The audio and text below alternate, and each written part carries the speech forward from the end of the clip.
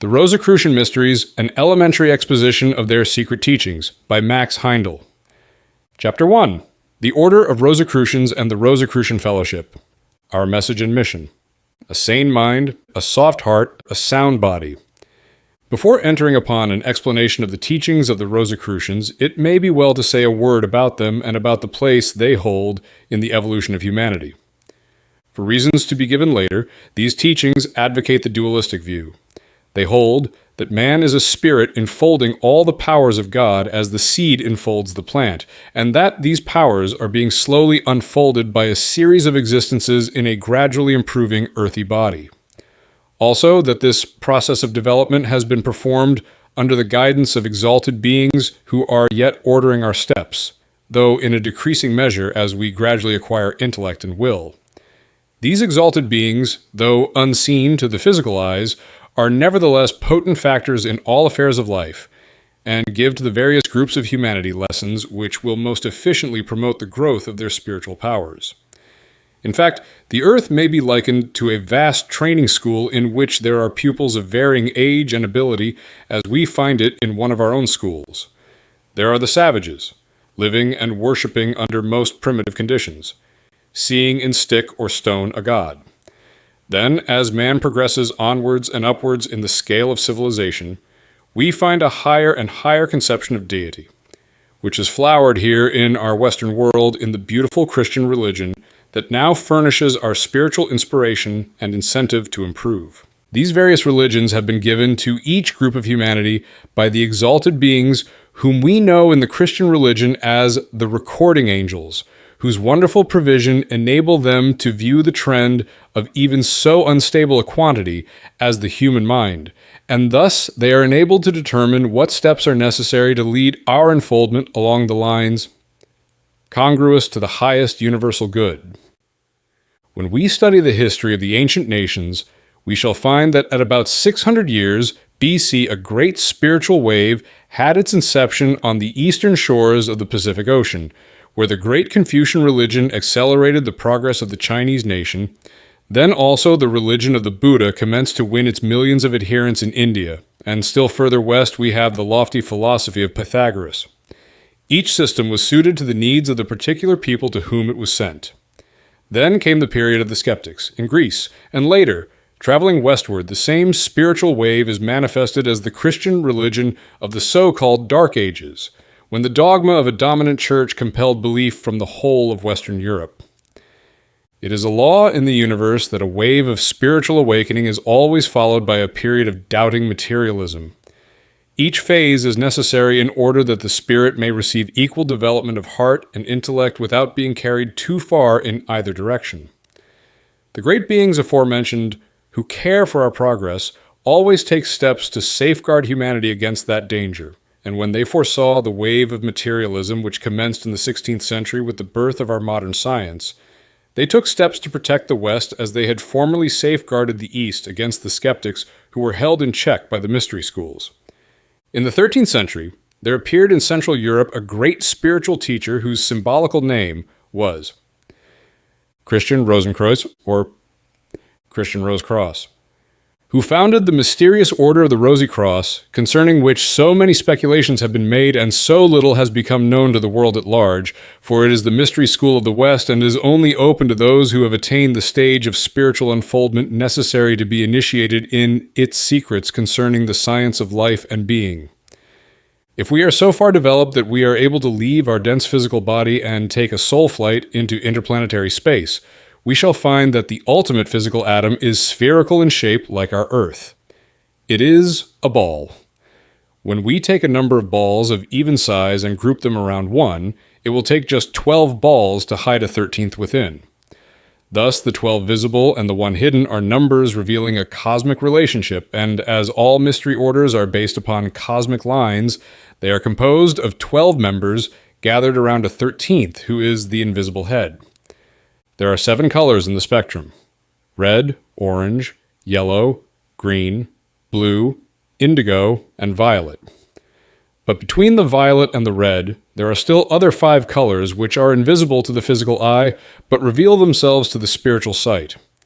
In every mystery order, there are also 7 brothers who at times go out into the world and there perform whatever work may be necessary to advance the people among whom they serve. But 5 are never seen outside the temple. They work with and teach those alone who have passed through certain stages of spiritual unfoldment and are able to visit the temple in their spiritual bodies. A feat taught in the first initiation, which usually takes place outside the temple, as it is not convenient for all to visit that place physically. Let not the reader imagine that this initiation makes the pupil a Rosicrucian. It does not, any more than admission to a high school makes a boy a member of the faculty. Nor does he become a Rosicrucian even after having passed through all the 9 degrees of this or any other mystery school. The Rosicrucians are hierophants of the lesser mysteries, and beyond them there are still schools wherein greater mysteries are taught. Those who have advanced through the lesser mysteries and have become pupils of the greater mysteries are called adepts, but even they have not reached the exalted standpoint of the 12 brothers of the Rosicrucian Order, or the hierophants of any other lesser mystery school, any more than the freshman at college has attained to the knowledge and position of a teacher in the high school from which he has just graduated. A later work will deal with initiation, but we may say here that the door of a genuine mystery school is not unlocked by a golden key, but is only opened as a reward for meritorious service to humanity and anyone who advertises himself as a Rosicrucian or makes a charge for tuition. By either of those acts shows himself to be a charlatan. The true pupil of any mystery school is far too modest to advertise the fact. He will scorn all titles or honors from men. He will have no regard for riches, save the riches of love given to him by those whom it becomes his privilege to help and teach. In the centuries that have gone by since the Rosicrucian Order was first formed, they have worked quietly and secretly, aiming to mold the thought of Western Europe through the works of Paracelsus, Boehme, Bacon, Shakespeare, Flood, and others. Each night at midnight, when the physical activities of the day are at their lowest ebb, and the spiritual impulse at its highest flood tide, they have sent out from their temples soul-stirring vibrations to counteract materialism and to further the development of soul powers. To their activities, we owe the gradual spiritualization of our once so materialistic science. With the commencement of the 20th century, a further step was taken. It was realized that something must be done to make religion scientific as well as to make science religious in order that they may ultimately blend, for at the present time, heart and intellect are divorced. The heart instinctively feels the truth of religious teachings concerning such wonderful mysteries as the Immaculate Conception, the mystic birth, the crucifixion, the mystic death, the cleansing blood, the atonement, and other doctrines of the Church, which the intellect refuses to believe as they are incapable of demonstration and seemingly at war with natural law. Material advancement may be furthered when intellect is dominant and the longings of the heart unsatisfied, but soul growth will be retarded until the heart also receives satisfaction. In order to give the world a teaching so blended that it will satisfy both the mind and heart, a messenger must be found and instructed. Certain unusual qualifications were necessary, and the first one chosen failed to pass a certain test after several years had been spent to prepare him for the work to be done.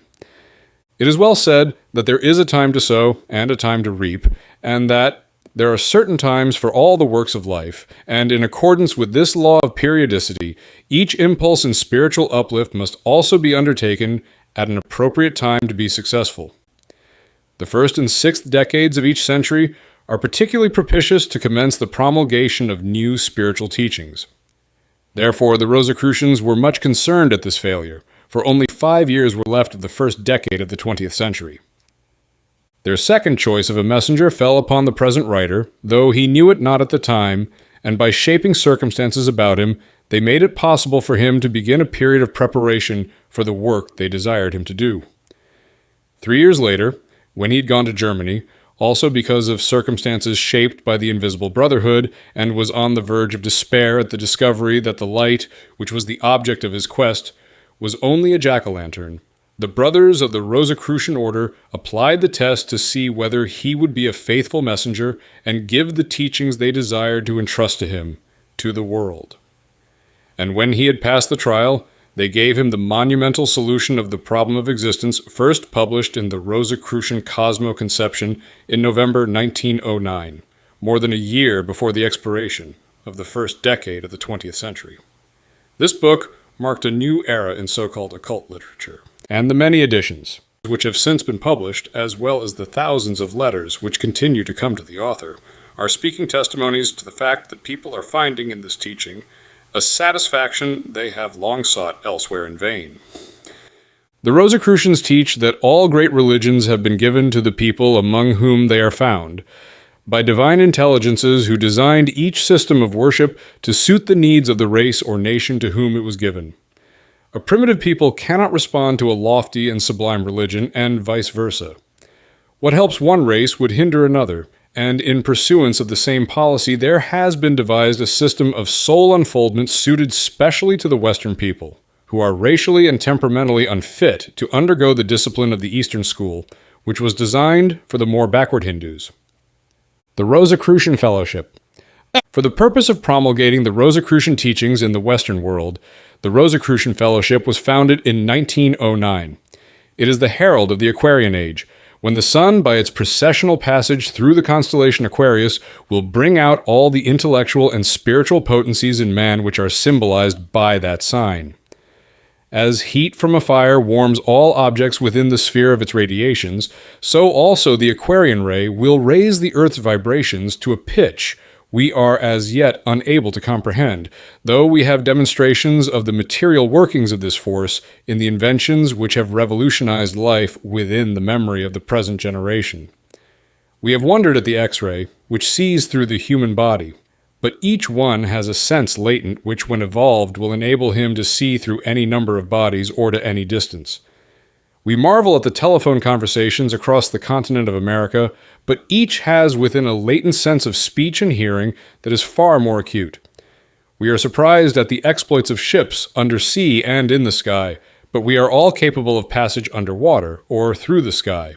Nay, more, we may pass unscathed through the solid rock and the raging fire, if we know how. And lightning itself is slow compared to the speed with which we may travel.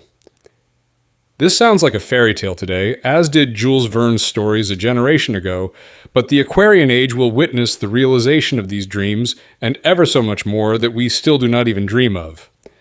Such faculties will then be the possessions of large numbers of people who will have gradually evolved them, as previously the ability to walk, speak, hear, and see were developed.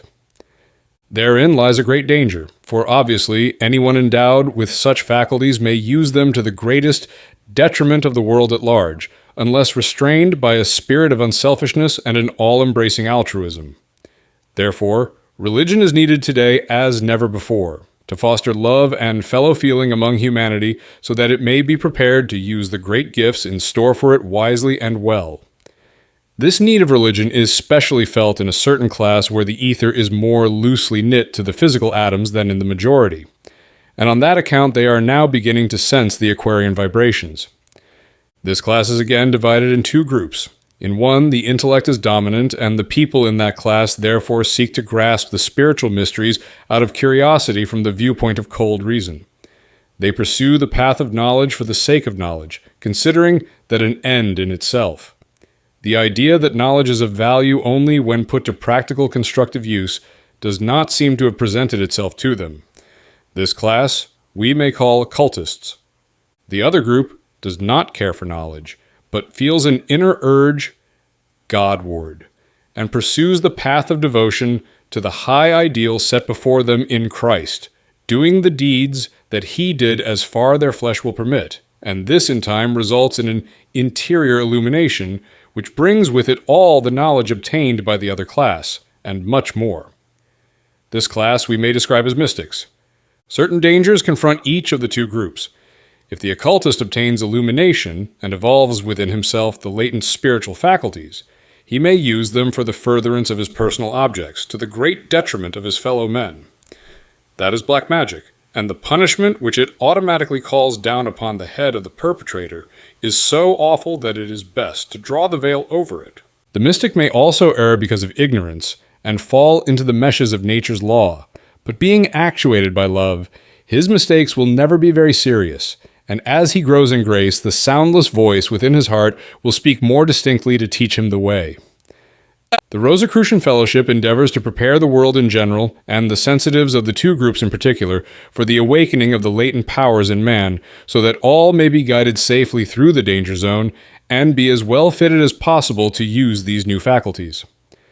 Effort is made to blend the love, without which Paul declared a knowledge of all mysteries worthless, with a mystic knowledge rooted and grounded in love, so that the pupils of this school may become living exponents of this blended soul science of the Western wisdom school, and gradually educate humanity at large in the virtues necessary to make the possession of higher powers safe.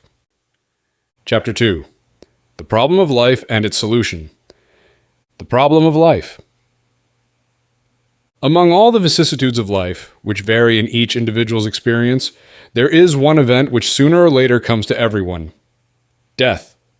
No matter what our station in life, whether the life lived has been a laudable one or the reverse, whether great achievements have marked our path among men, whether health or sickness have been our lot, whether we have been famous and surrounded by a host of admiring friends or have wandered unknown through the years of our life, at some time there comes a moment when we stand alone before the portal of death and are forced to take the leap into the dark.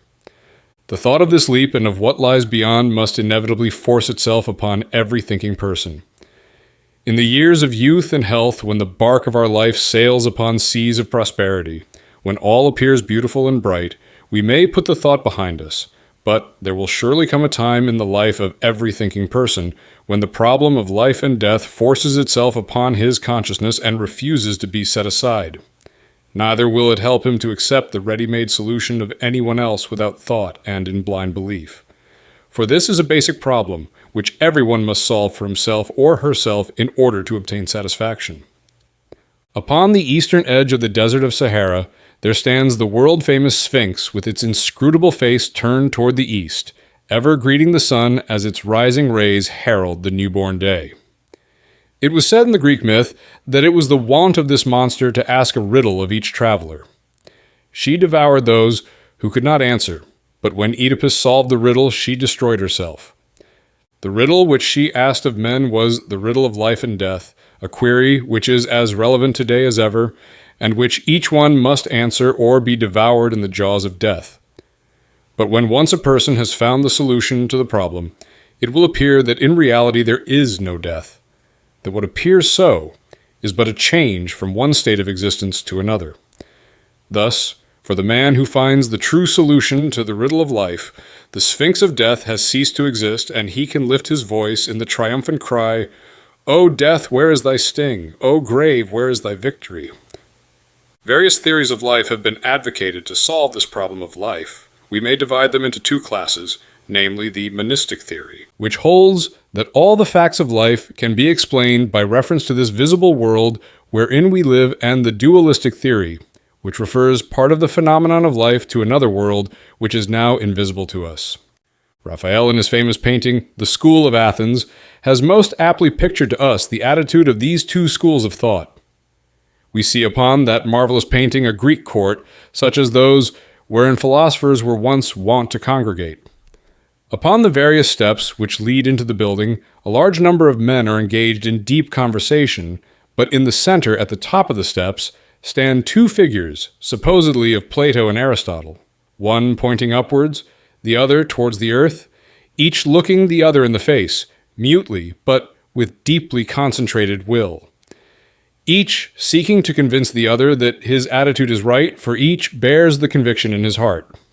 One holds that he is of the earth earthy, that he has come from the dust, and that thereto he will return. The other firmly advocates the position that there is a higher something which has always existed and will continue regardless of whether the body wherein it now dwells holds together or not. The question who is right is still an open one with the majority of mankind. Millions of tons of paper and printer's ink have been used in futile attempts to settle it by argument. But it will always remain open to all who have not solved the riddle themselves, for it is a basic problem, a part of the life experience of every human being, to settle that question, and therefore no one can give us the solution ready-made for our acceptance.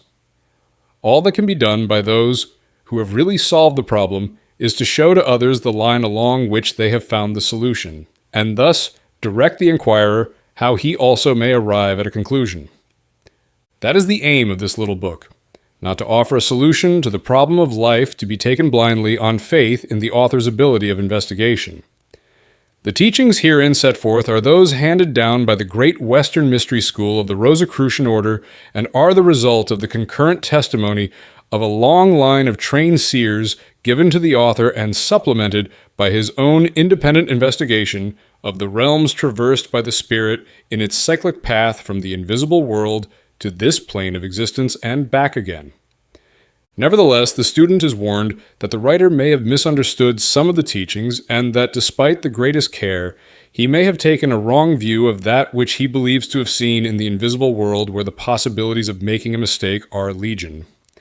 Here in the world which we view about us, the forms are stable and do not easily change, but in the world around us, which is perceptible only by the spiritual sight, we may say that there is in reality no form, but that all is life.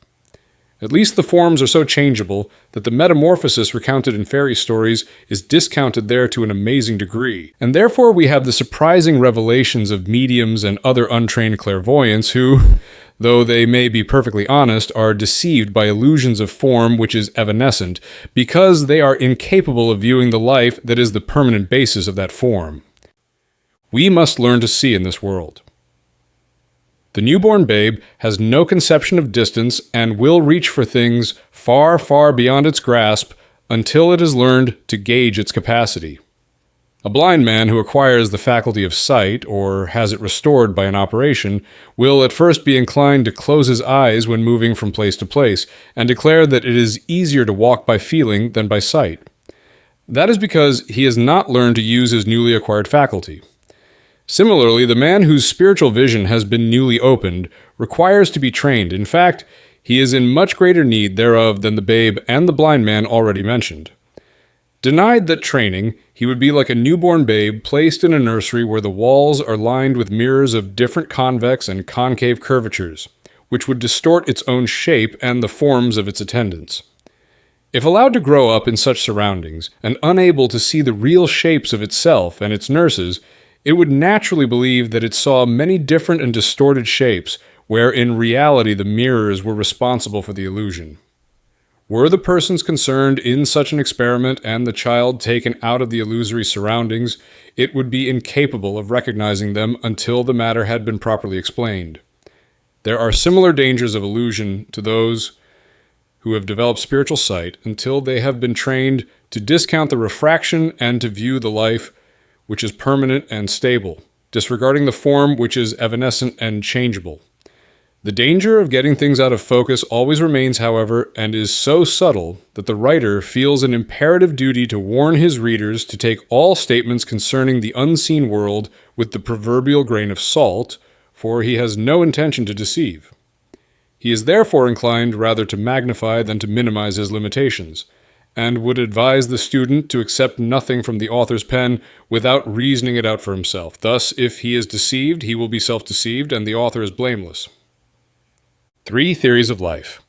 Only 3 noteworthy theories have been offered as solutions to the riddle of existence, and in order that the reader may be able to make the important choice between them, we will state briefly what they are and give some of the arguments which lead us to advocate the doctrine of rebirth as the method which favors soul growth and the ultimate attainment of perfection, thus offering the best solution to the problem of life. 1. The materialistic theory teaches that life is but a short journey from the cradle to the grave, that there is no higher intelligence in the universe than man, that his mind is produced by certain correlations of matter, and that therefore death and dissolution of the body terminate existence.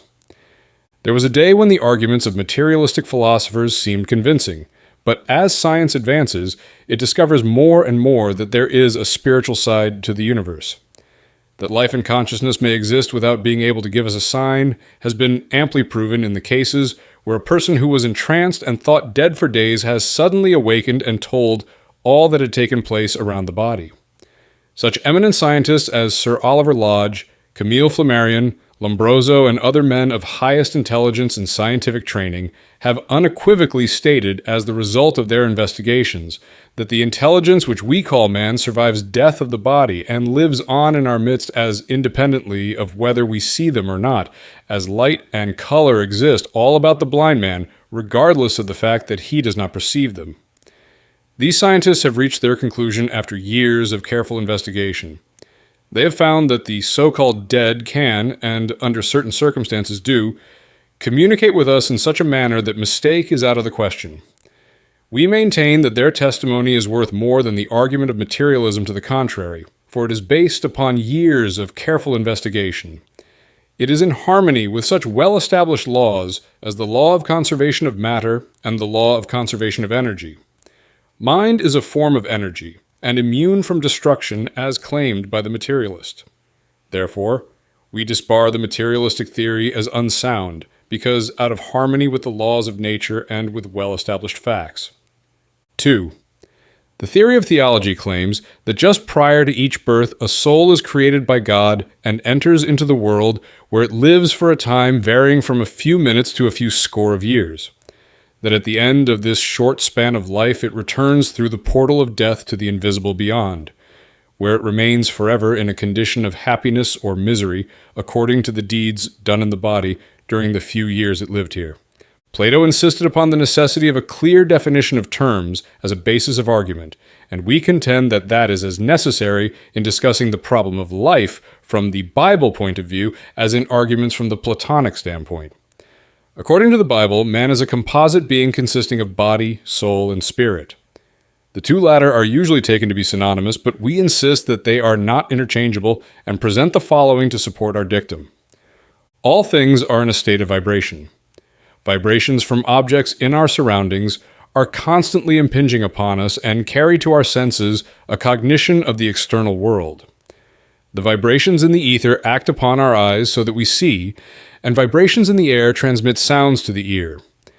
We also breathe the ether, which is charged with pictures of our surroundings and the sounds in our environment, so that by means of the breath we receive at each moment of our life, internally, an accurate picture of our external surroundings. That is a scientific proposition. Science does not explain what becomes of these vibrations, however, but according to the Rosicrucian mystery teaching, they are transmitted to the blood, and then etched upon a little atom in the heart as automatically as a moving picture is imprinted upon the sensitized film, and a record of sounds is engraven upon the phonographic disc. This breath record starts with the first breath of the newborn babe, and ends only with the last gasp of the dying man, and soul is a product of the breath. Genesis also shows the connection between breath and soul in the words, "And the Lord God formed man of the dust of the ground, and breathed into his nostrils the breath of life, and man became a living soul." The same word, nephesh, is translated breath and soul in the above quotation. In the post-mortem existence, the breath record is disposed of. The good acts of life produce feelings of pleasure, and the intensity of attraction incorporates them into the spirit as soul power. Thus, the breath records of our good acts are the soul which is saved, for by the union with the spirit they become immortal. As they accumulate life after life, we become more soulful, and they are thus also the basis of soul growth. The record of our evil acts is also derived from our breath in the moments when they were committed. The pain and suffering they bring cause the spirit to expel the breath record from its being in purgatory. As that cannot exist independently of the life-giving spirit, the breath record of our sins disintegrates upon expurgation, and thus we see that the soul that sinneth, it shall die. The memory of the suffering incidental to expurgation, however, remains with the spirit as conscience, to deter from repetition of the same evil in later lives. Thus, both our good and evil acts are recorded through the agency of the breath, which is therefore the basis of the soul, but while the breath record of good acts amalgamates with the spirit and lives on forever as an immortal soul, the breath record of evil deeds is disintegrated. It is the soul that sinneth and dies. While the Bible teaches that immortality of the soul is conditional upon well-doing, it makes no distinction in respect of the spirit. The statement is clear and emphatic that when the silver cord be loosed, then shall the dust return to the earth as it was, and the spirit shall return to God who gave it. Thus the Bible teaches that the body is made of dust and returns thereto, that a part of the soul generated in the breath is perishable, but that the spirit survives bodily death and persists forever. Therefore, a lost soul in the common acceptance of that term is not a Bible teaching, for the spirit is uncreate and eternal as God himself, and therefore the orthodox theory cannot be true. 3. The theory of rebirths, which teaches that each spirit is an integral part of God, that it enfolds all divine possibilities as the acorn enfolds the oak, that by means of many existences in an earthy body of gradually improving texture, its latent powers are being slowly unfolded and become available as dynamic energy, that none can be lost, but that all will ultimately attain to perfection and reunion with God, each bringing with it the accumulated experience which is the fruitage of its pilgrimage through matter. Or, as we may poetically express it, we are eternal. On whistling storm cloud, on Zephyrus wing, the spirit choir loud the world anthems sing. Hark! List to their voice, we have passed through death's door. There's no death, rejoice, life lives evermore. We are, have always been, will ever be. We are a portion of eternity. Older than creation, a part of one great whole, is each individual and immortal soul. On time's whirring loom our garments we've wrought. Eternally weave we on network of thought, our kin and our country, by mind brought to birth, were patterned in heaven ere molded on earth. We have shone in the jewel and danced on the wave. We have sparkled in fire defying the grave, through shapes ever-changing in size, kind, and name. Our individual essence still is the same. And when we have reached to the highest of all, the gradations of growth our minds shall recall, so that link by link we may join them together, and trace step by step the way we reach thither. Thus in time we shall know, if only we do, what lifts, ennobles is right and true, with kindness to all, with malice to none, that in and through us God's will may be done. We venture to make the assertion that there is but one sin, ignorance, and but one salvation, applied knowledge. Even the wisest among us know but little of what may be learned, however, and no one has attained to perfection, or can attain in one single short life. But we note that everywhere in nature, slow, persistent unfoldment makes for higher and higher development of everything, and we call this process evolution. One of the chief characteristics of evolution lies in the fact that it manifests in alternating periods of activity and rest. The busy summer, when all things upon earth are exerting themselves to bring forth, is followed by the rest and inactivity of winter. The busy day alternates with the quiet of night. The ebb of the ocean is succeeded by the flood tide. Thus, as all other things move in cycles, the life that expresses itself here upon earth for a few years is not to be thought of as ended when death has been reached, but as surely as the sun rises in the morning after having set at night. Will the life that was ended by the death of one body be taken up again in a new vehicle and in a different environment? This earth may in fact be likened to a school to which we return life after life to learn new lessons, as our children go to school day after day to increase their knowledge. The child sleeps through the night, which intervenes between 2 days at school, and the spirit also has its rest from active life between death and a new birth. There are also different classes in this world school which correspond to the various grades from kindergarten to college. In the lower classes, we find spirits who have gone to the school of life, but a few times they are savages now, but in time they will become wiser and better than we are, and we ourselves shall progress in future lives to spiritual heights of which we cannot even conceive at the present.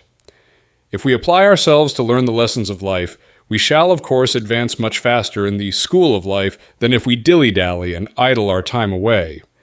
This, on the same principle which governs in one of our own institutions of learning.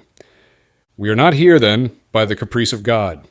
He has not placed one in clover and another in a desert, nor has he given one a healthy body so that he may live at ease from pain and sickness, while he placed another in poor circumstances with never a rest from pain. But what we are, on account of our own diligence or negligence, and what we shall be in the future depends upon what we will to be, and not upon divine caprice or upon inexorable fate. No matter what the circumstances, it lies with us to master them, or to be mastered as we will. Sir Edwin Arnold puts the teaching most beautifully in his Light of Asia. The books say, well, my brothers, each man's life. The outcome of his former living is, the bygone wrongs bring forth sorrows and woes. The bygone right breeds bliss. Each has such lordship as the loftiest ones. Nay, for with powers around, above, below, as with all flesh and whatsoever lives. Act maketh joy or woe. Who toiled a slave may come anew a prince, for gentle worthiness and merit won. Who ruled a king may wander earth in rags, for things done or undone. Or, as an unknown poet says, one ship sails east and another sails west, with the self same winds that blow. 'Tis the set of the sail and not the gale, which determines the way they go, as the winds of the sea are the ways of fate, as we voyage along through life.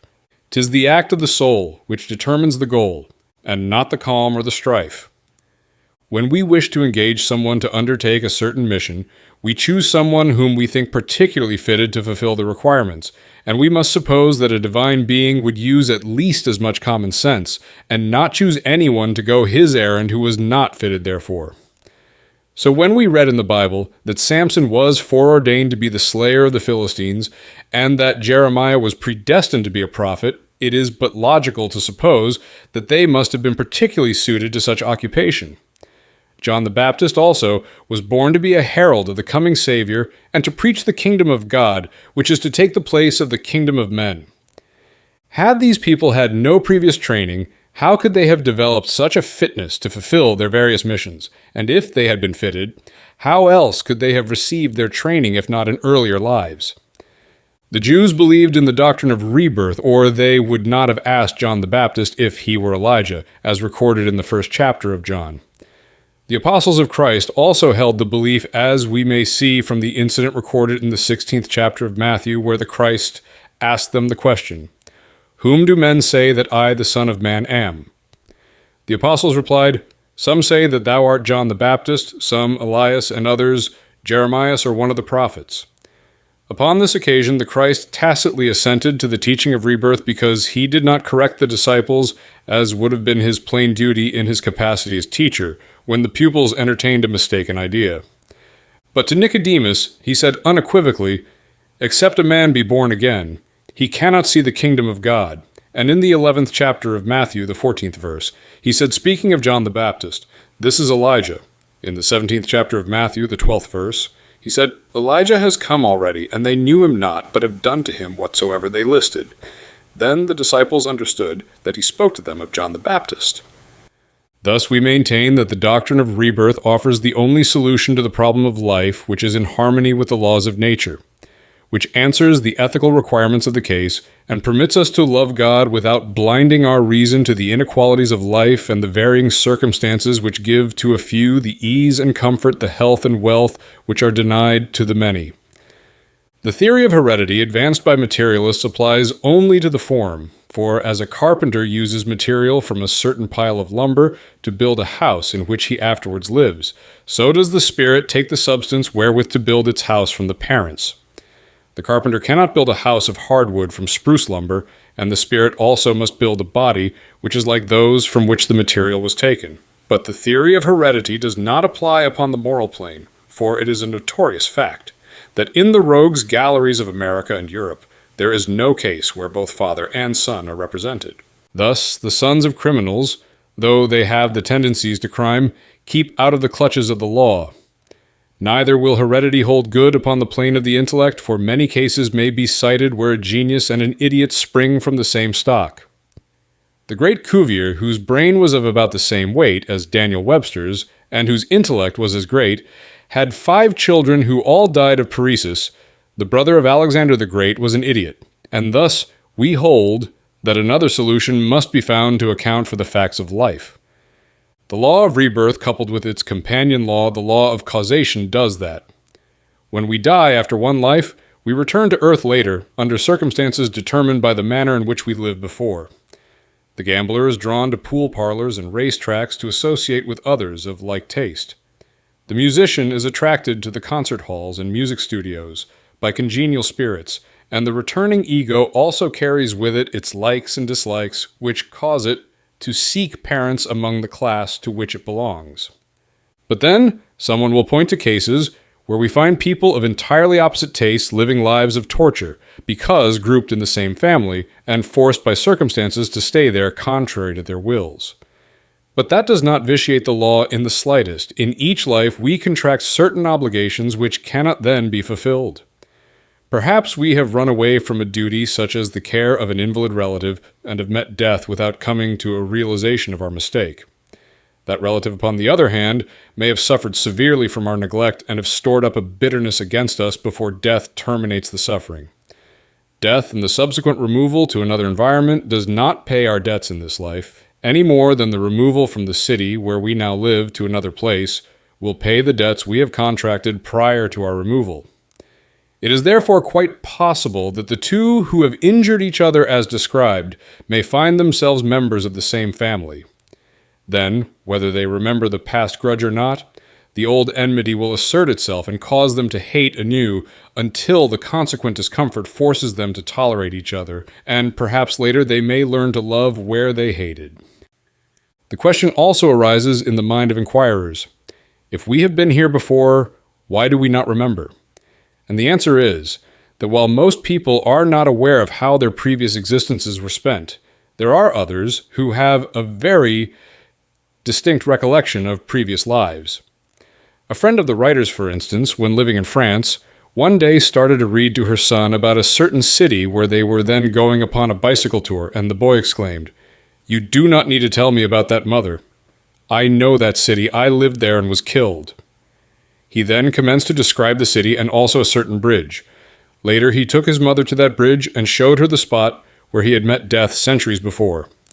Another friend, traveling in Ireland, saw a scene which she recognized, and she also described to the party the scene around the bend of the road which she had never seen in this life, so it must have been a memory from a previous life. Numerous other instances could be given where such minor flashes of memory reveal to us glimpses from a past life.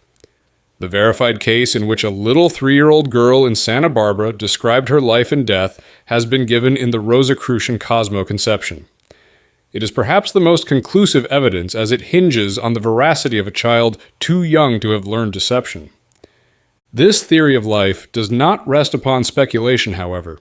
It is one of the first facts of life demonstrated to the pupil of a mystery school.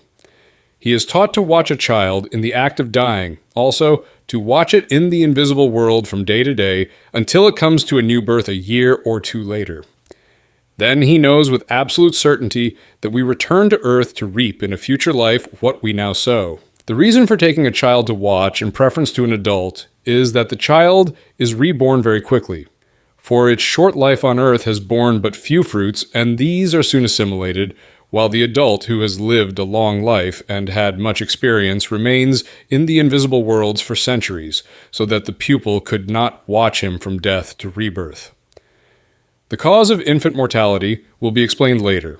Here we merely desire to emphasize the fact that it is within the range of possibilities of everyone without exception to become able to know at first hand that which is here taught. The average interval between 2 Earth lives is about 1,000 years. It is determined by the movement of the sun known to astronomers as precession of the equinox, by which the sun moves through one of the signs of the zodiac in about 2,100 years. During that time, the conditions upon Earth have changed so much that the spirit will find entirely new experiences here, and therefore it returns. The great leaders of evolution always obtain the maximum benefit from each condition designed by them, and as the experiences in the same social conditions are very different in the case of a man from what they are for a woman, the human spirit takes birth twice. During the 2,100 years measured by the precession of the equinoxes already explained, it is born once as a man and another time as a woman. Such is the rule, but it is subject to whatever modifications may be necessary to facilitate reaping what the spirit has sown, as required under the law of causation, which works hand in hand with the law of rebirth. Thus, at times, a spirit may be brought to birth long ere the 1,000 years have expired in order to fulfill a certain mission, or it may be detained in the invisible worlds after the time when it should have come to birth according to the strict requirements of a blind law. The laws of nature are not that, however. They are great intelligences who always subordinate minor considerations to higher ends, and under their beneficent guidance we are constantly progressing from life to life under conditions exactly suited to each individual, until in time we shall attain to a higher evolution and become supermen. Oliver Wendell Holmes has so beautifully voiced that aspiration and its consummation in the lines, "Build thee more stately mansions. O my soul, as the swift seasons roll, leave thy low-vaulted past. Let each new temple, nobler than the last, shut thee from heaven with a dome more vast, till thou at length art free, leaving thy outgrown shell by life's unresting sea." Chapter 3. The Visible and the Invisible World, the Chemical Region. If one who is capable of consciously using his spiritual body with the same facility that we now use, our physical vehicles should glide away from the Earth into interplanetary space. The Earth and the various other planets of our solar system would appear to him to be composed of three kinds of matter, roughly speaking. The densest matter, which is our visible Earth, would appear to him as being the center of the ball, as the yolk is in the center of an egg. Around that nucleus, he would observe a finer grade of matter similarly disposed in relation to the central mass, as the white of the egg is disposed outside the yolk.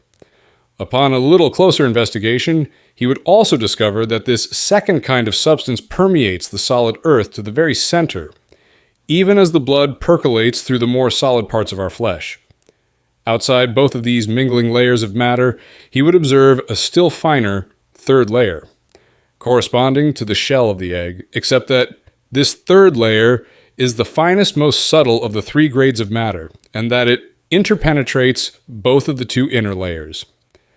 As already said, the central mass, spiritually seen, is our visible world, composed of solids, liquids, and gases.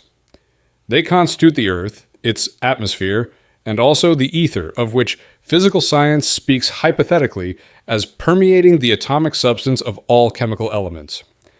The second layer of matter is called the desire world, and the outermost layer is called the world of thought.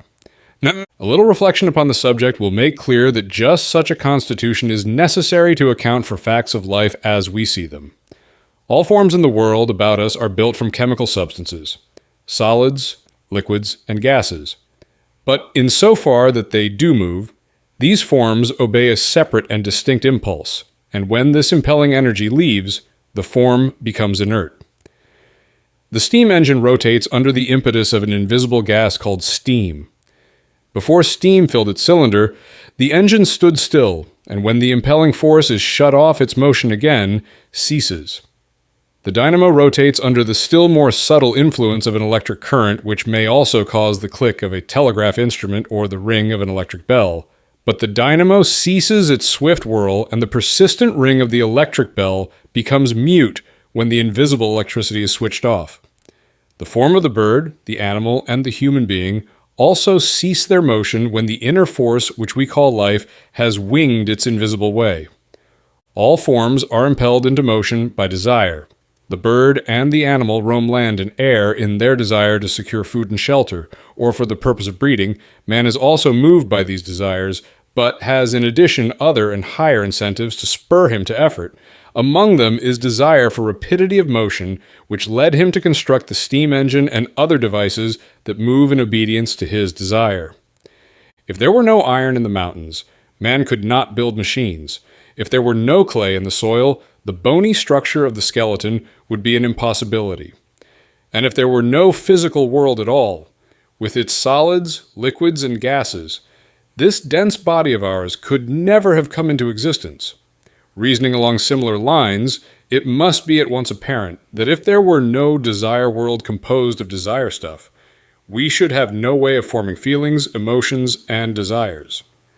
A planet composed of the materials we perceive with our physical eyes and of no other substances might be the home of plants which grow unconsciously but have no desires to cause them to move. The human and animal kingdoms, however, would be impossibilities. Furthermore, there is in the world a vast number of things, from the simplest and most crude instruments to the most intricate and cunning devices which have been constructed by the hand of man. These reveal the fact of man's thought and ingenuity. Thought must have a source as well as form and feeling. We saw that it was necessary to have the requisite material in order to build a steam engine or a body. And we reasoned from the fact that in order to obtain material to express desire, there must also be a world composed of desire stuff. Carrying our argument to its logical conclusion, we also hold that unless a world of thought provides a reservoir of mind stuff upon which we may draw, it would be impossible for us to think and invent the things which we see in even the lowest civilization. Thus, it will be clear that the division of a planet into worlds is not based on fanciful metaphysical speculation, but is logically necessary in the economy of nature. Therefore, it must be taken into consideration by anyone who would study and aim to understand the inner nature of things. When we see the streetcars moving along our streets, it does not explain to say that the motor is driven by electricity of so many amperes at so many volts. These names only add to our confusion until we have thoroughly studied the science of electricity, and then we shall find that the mystery deepens. For while the streetcar belongs to the world of inert form, perceptible to our vision, the electric current which moves it is indigenous to the realm of force, the invisible desire world, and the thought which created and guides it comes from the still more subtle world of thought, which is the home world of the human spirit, the ego. It may be objected that this line of argument makes a simple matter exceedingly intricate, but a little reflection will soon show the fallacy of such a contention. Viewed superficially, any of the sciences seem extremely simple. Anatomically, we may divide the body into flesh and bone.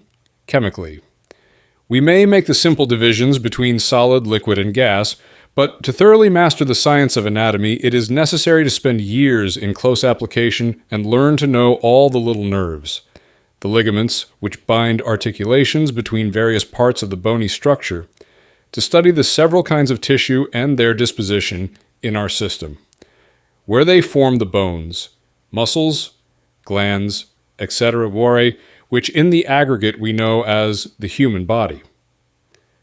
To properly understand the science of chemistry, we must study the valence of the atom, which determines the power of combination of the various elements, together with other niceties such as atomic weight, density, etc.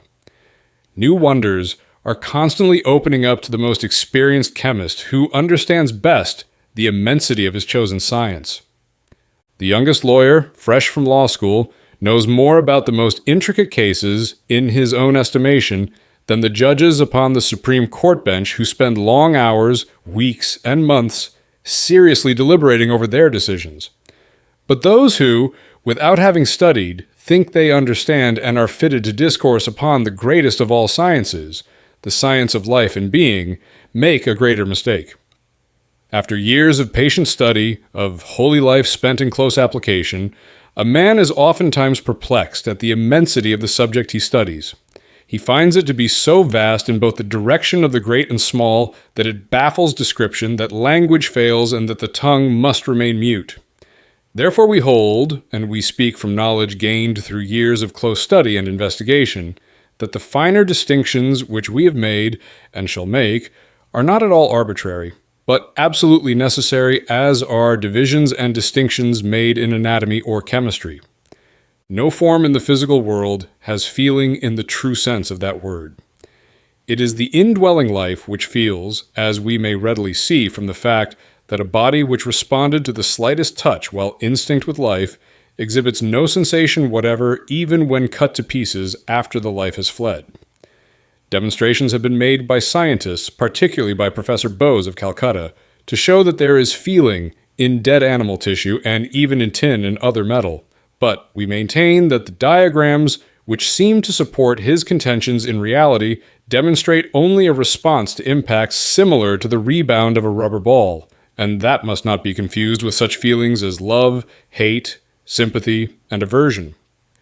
Goethe also, in his novel Elective Affinities, Wahlverwandtschaft, brings out some beautiful illustrations wherein he makes it seem as if atoms loved and hated from the fact that some elements combine readily while other substances refuse to amalgamate, a phenomenon produced by the different rates of speed at which various elements vibrate and an unequal inclination of their axes. Only where there is sentient life can there be feelings of pleasure and pain, sorrow or joy. the etheric region. In addition to the solids, liquids, and gases, which compose the chemical region of the physical world, there is also a finer grade of matter called ether, which permeates the atomic structure of the Earth and its atmosphere substantially as science teaches. Scientists have never seen, nor have they weighed, measured, or analyzed this substance, but they infer that it must exist in order to account for transmission of light and various other phenomena. If it were possible for us to live in a room from which the air had been exhausted, we might speak at the top of our voices, we might ring the largest bell, or we might even discharge a cannon close to our ear and we should hear no sound. For air is the medium which transmits sound vibrations to the tympanum of our ear, and that would be lacking. But if an electric light were lighted, we should at once perceive its rays. It would illumine the room despite the lack of air. Hence, there must be a substance, capable of being set into vibration between the electric light and our eyes. That medium scientists call ether, but it is so subtle that no instrument has been devised whereby it may be measured or analyzed, and therefore the scientists are without much information concerning it, though forced to postulate its existence. Now, we do not seek to belittle the achievements of modern scientists. We have the greatest admiration for them, and we entertain high expectations of what ambitions they may yet realize.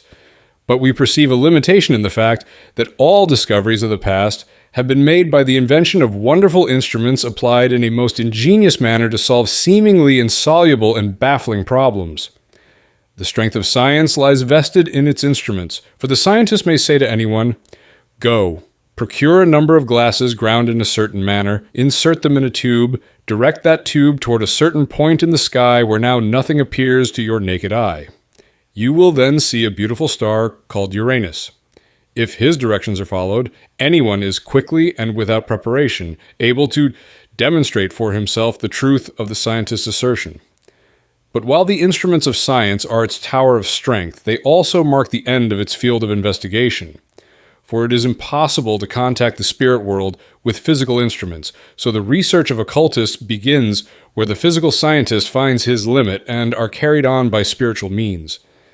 These investigations are as thorough and as reliable as researches by material scientists, but not as easily demonstrable to the general public. Spiritual powers lie dormant within every human being, and when awakened, they compensate for both telescope and microscope. They enable their possessor to investigate, instanter things beyond the veil of matter, but they are only developed by a patient application and continuance in well-doing extended over years, and few are they who have faith to start upon the path to attainment or perseverance to go through with the ordeal. Therefore, the occultist's assertions are not generally credited. We can readily see that long probation must precede attainment, for a person equipped with spiritual sight is able to penetrate walls of houses as easily as we walk through the atmosphere, able to read at will the innermost thoughts of those about him. If not actuated by the most pure and unselfish motives, he would be a scourge to humanity. Therefore, that power is safeguarded as we would withhold the dynamite bomb from an anarchist and from the well-intentioned but ignorant person, or as we withhold match and powder barrel from a child. In the hands of an experienced engineer, the dynamite bomb may be used to open a highway of commerce, and an intelligent farmer may use gunpowder to good account in clearing his field of tree stumps, but in the hands of an ill-intentioned criminal or ignorant child, an explosive may wreck much property and end many lives. The force is the same, but used differently according to the ability or intention of the user. It may produce results of a diametrically opposite nature. So it is also with spiritual powers. There is a time lock upon them, as upon a bank safe, which keeps out all until they have earned the privilege and the time is ripe for its exercise. As already said, the ether is physical matter and responsive to the same laws which govern other physical substances upon this plane of existence. Therefore, it requires but a slight extension of physical sight to see ether, which is disposed in 4 grades of density. The blue haze, seen in mountain canyons, is in fact ether of the kind known to occult investigators as chemical ether. Many people who see this ether are unaware that they are possessed of a faculty not enjoyed by all. Others, who have developed spiritual sight, are not endowed with etheric vision, a fact which seems an anomaly until the subject of clairvoyance is thoroughly understood. The reason is that as ether is physical matter, etheric sight depends upon the sensitiveness of the optic nerve, while spiritual sight is acquired by developing latent vibratory powers in two little organs situated in the brain, the pituitary body and the pineal gland. Nearsighted people, even, may have etheric vision. Though unable to read the print in a book, they may be able to see through a wall, owing to the fact that their optic nerve responds more rapidly to fine than to coarse vibrations. When anyone views an object with etheric sight, he sees through that object in a manner similar to the way an X-ray penetrates opaque substances. If he looks at a sewing machine, he will perceive first an outer casing, then the works within and behind both, the casing furthest away from him. If he has developed the grade of spiritual vision which opens the desire world to him, and he looks at the same object, he will see it both inside and out. If he looks closely, he will perceive every little atom spinning upon its axis, and no part or particle will be excluded from his perception. But if his spiritual sight has been developed in such a measure that he is capable of viewing the sewing machine with the vision peculiar to the world of thought, he will behold a cavity where he had previously seen the form. Things seen with etheric vision are very much alike in color. They are nearly reddish-blue, purple or violet according to the density of the ether. But when we view any object with the spiritual sight pertaining to the desire world, it scintillates and coruscates in 1,000 ever-changing colors, so indescribably beautiful that they can only be compared to living fire, and the writer therefore calls this grade of vision color sight. But when the spiritual vision of the world of thought is the medium of perception, the seer finds that in addition to still more beautiful colors, there issues from the cavity described a constant flow of a certain harmonious tone. Thus this world, wherein we now consciously live and which we perceive by means of our physical senses, is preeminently the world of form, the desire. World is particularly the world of color, and the world of thought is the realm of tone. Because of the relative proximity or distance of these worlds, a statue, a form, withstands the ravages of time for millenniums, but the colors upon a painting fade in far shorter time, for they come from the desire world. And music, which is native to the world furthest removed from us, the world of thought, is like a will-o'-the-wisp, which none may catch or hold. It is gone again as soon as it has made its appearance. But there is in color and music a compensation for this increasing evanescence. The statue is cold and dead, as the mineral of which it is composed, and has attractions for but few, though its form is a tangible reality. The forms upon a painting are illusory, yet they express life, on account of the color which has come from a region where nothing is inert and lifeless. Therefore the painting is enjoyed by many.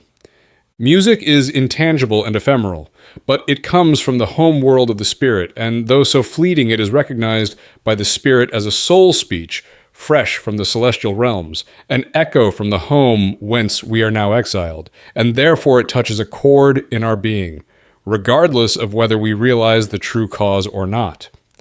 Thus we see that there are various grades of spiritual sight, each suited to the superphysical realm which it opens to our perception: etheric vision, color vision, and tonal vision. The occult investigator finds that ether is of 4 kinds, or grades of density: the chemical ether, the life ether, the light ether, the reflecting ether. The chemical ether is the avenue of expression for forces promoting assimilation, growth, and the maintenance of form.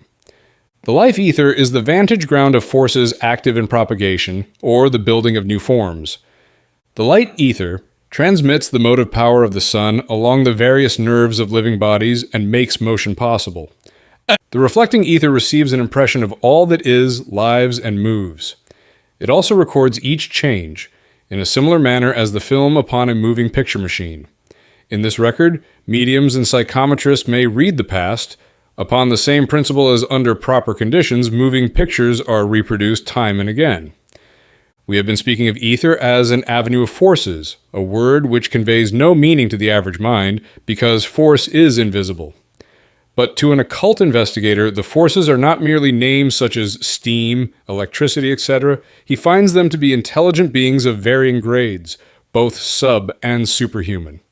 What we call laws of nature are great intelligences which guide more elemental beings in accordance with certain rules designed to further their evolution. In the Middle Ages, when many people were still endowed with a remnant of negative clairvoyance, they spoke of gnomes and elves or fairies, which roamed about the mountains and forests. These were the earth spirits. They also told of the undine or water sprite, which inhabited rivers and streams, of sylphs, which were said to dwell in the mists above moat and moor as air spirits, but not much was said of the salamanders, as they are fire spirits, and therefore not so easily detected, or so readily accessible to the majority of people. The old folk stories are now regarded as superstitions, but as a matter of fact, one endowed with etheric vision may yet perceive the little gnomes building green chlorophyll into the leaves of plants and giving to flowers the multiplicity of delicate tints which delight our eyes. Scientists have attempted time and again to offer an adequate explanation of the phenomenon of wind and storm, but have failed signally, nor can they succeed while they seek a mechanical solution to what is really a manifestation of life. Could they see the hosts of sylphs winging their way hither and thither, they would know who and what is responsible for the fickleness of the wind.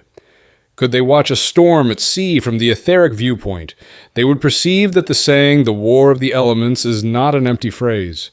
For the heaving sea is truly then a battlefield of sylphs and undines, and the howling tempest is the war cry of spirits in the air. Also, the salamanders are found everywhere, and no fire is lighted without their help, but they are mostly active underground. They are responsible for explosions and volcanic eruptions. The classes of beings which we have mentioned are still subhuman, but will all at some time reach a stage in evolution corresponding to the human, though under different circumstances from those under which we evolve. But at present, the wonderful intelligences we speak of as the laws of nature marshal the armies of less evolved entities mentioned. To arrive at a better understanding of what these various beings are, and their relation to us, we may take an illustration. Let us suppose that a mechanic is making an engine, and meanwhile a dog is watching him. It sees the man at his labor, and how he uses various tools to shape his materials. Also how, from the crude iron, steel, brass, and other metals, the engine slowly takes shape. The dog is a being from a lower evolution, and does not comprehend the purpose of the mechanic, but it sees both the workman, his labor, and the result thereof, which manifests as an engine. Let us now suppose that the dog were able to see the materials which slowly change their shape, assemble, and become an engine, but that it is unable to perceive the workman and to see the work he does. The dog would then be in the same relation to the mechanic as we are to the great intelligences we call laws of nature, and their assistants, the nature spirits, for we behold the manifestations of their work as force, moving matter in various ways, but always under immutable conditions. In the ether we may also observe the angels, whose densest body is made of that material as our dense body is formed of gases, liquids, and solids. These beings are one step beyond the human stage, as we are a degree in advance of the animal evolution. We have never been animals like our present fauna, however, but at a previous stage in the development of our planet we had an animal-like constitution. Then the angels were human, though they have never possessed a dense body such as ours, nor ever functioned in any material denser than ether. At some time, in a future condition, the earth will again become ethereal. Then man will be like the angels. Therefore the Bible tells us that man was made a little while lower than the angels. Paul's letter to the Hebrews, 2nd chapter, 7th verse. See marginal reading. As ether is the avenue of vital creative forces, and as angels are such expert builders of ether, we may readily understand that they are eminently fitted to be warders of the propagative forces in plant, animal, and man. All through the Bible we find them thus engaged. 2 angels came to Abraham and announced the birth of Isaac. They promised a child to the man who had obeyed God. Later, these same angels destroyed Sodom for abuse of the creative force. Angels foretold to the parents of Samuel and Samson the birth of these giants of brain and brawn. To Elizabeth came the angel, not Archangel Gabriel, and announced the birth of John. Later he appeared also to Mary with the message that she was chosen to bear Jesus. The desire world. When spiritual sight is developed so that it becomes possible to behold the desire world, many wonders confront the newcomer. For conditions are so widely different from what they are here, that a description must sound quite as incredible as a fairy tale to anyone who has not himself seen them. Many cannot even believe that such a world exists, and that other people can see that which is invisible to them. Yet some people are blind to the beauties of this world which we see. A man who was born blind may say to us, "I know that this world exists. I can hear, I can smell, I can taste, and above all, I can feel. But when you speak of light and of color, they are non-existent to me. You say that you see these things. I cannot believe it, for I cannot see myself. You say that light and color are all about me, but none of the senses at my command reveal them to me, and I do not believe that the sense you call sight exists. I think you suffer from hallucinations." We might sympathize very sincerely with the poor man who is thus afflicted, but his skepticism, reasonings and objections and sneers notwithstanding, we would be obliged to maintain that we perceive light and color. The man whose spiritual sight has been awakened is in a similar position with respect to those who do not perceive the desire world of which he speaks. If the blind man acquires the faculty of sight by an operation, his eyes are opened, and he will be compelled to assert the existence of light and color which he formerly denied, and when spiritual sight is acquired by anyone, he also perceives for himself the facts related by others. Neither is it an argument against the existence of spiritual realms that seers are at variance in their descriptions of conditions in the invisible world. We need but to look into books on travel, and compare stories brought home by explorers of China, India, or Africa. And we shall find them differing widely, and often contradictory, because each traveler saw things from his own standpoint under other conditions than those met by his brother authors. And we maintain that the man who has read most widely these varying tales concerning a certain country, and wrestled with the contradictions of narrators, will have a more comprehensive idea of the country or people of whom he has read, than the man who has only read one story assented to by all the authors. Similarly, the varying stories of visitors to the desire world are of value, because giving a fuller view, and more rounded, than if all had seen things from the same angle. In this world, matter and force are widely different. The chief characteristic of matter here is inertia, the tendency to remain at rest until acted upon by a force which sets it in motion. In the desire world, on the contrary, force and matter are almost indistinguishable one from the other. We might almost describe desire stuff as force matter, for it is in incessant motion, responsive to the slightest feeling of a vast multitude of beings which populate this wonderful world in nature. We often speak of the teeming millions of China and India, even of our vast cities, London, New York, Paris, or Chicago. We consider them overcrowded in the extreme, yet even the densest population of any spot upon earth is sparsely inhabited compared with the crowded conditions of the desire world. No inconvenience is felt by any of the denizens of that realm, however, for while in this world two things cannot occupy the same space at the same time, it is different there.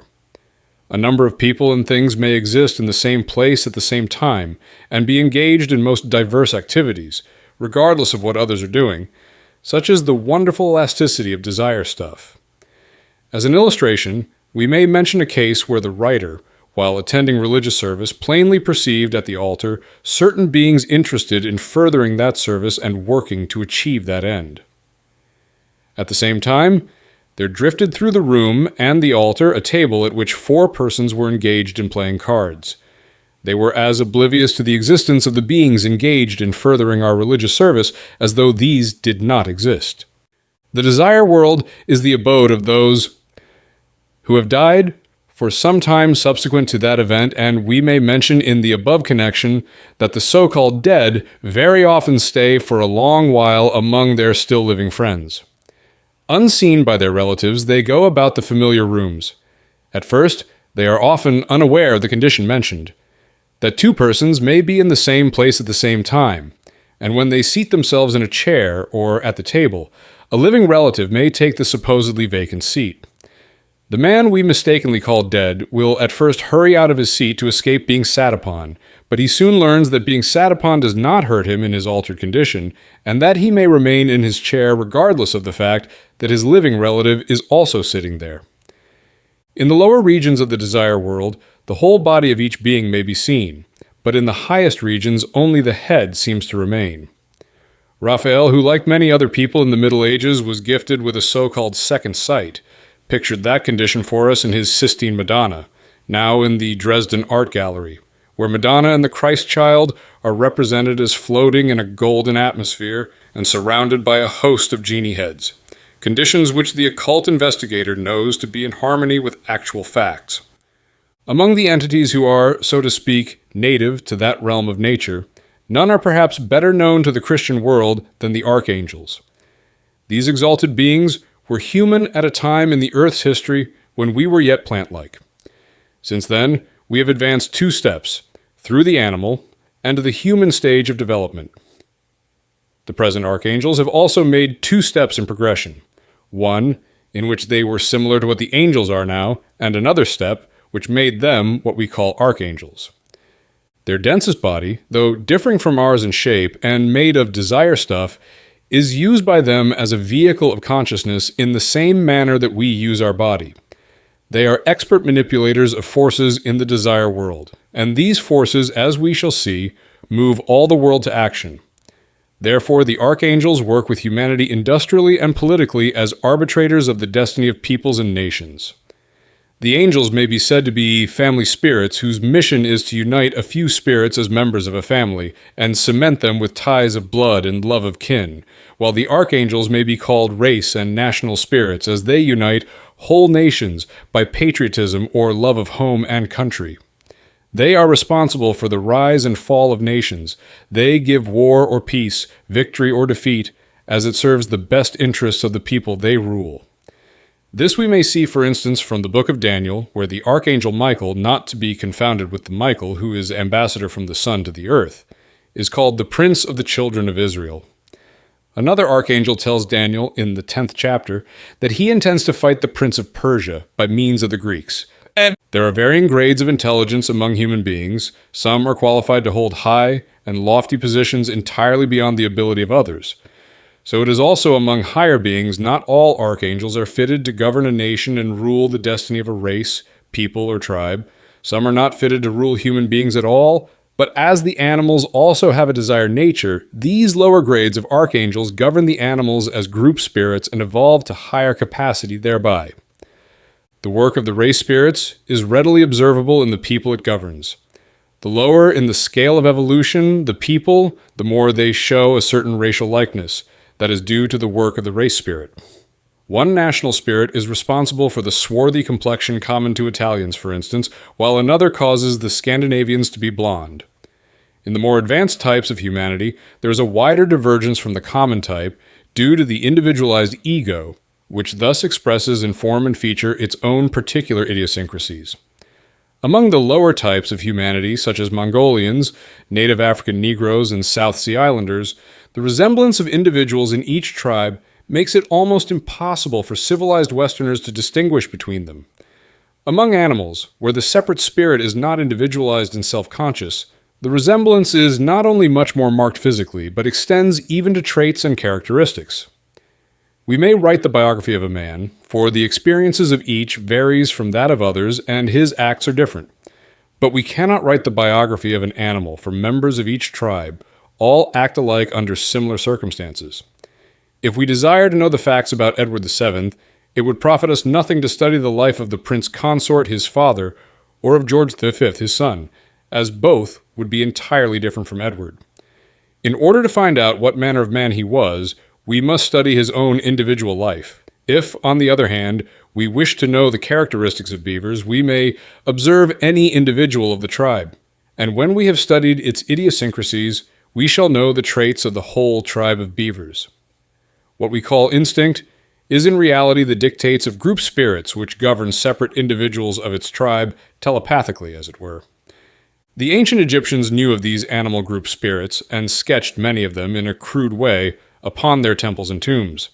Such figures with a human body and an animal head actually live in the desire world.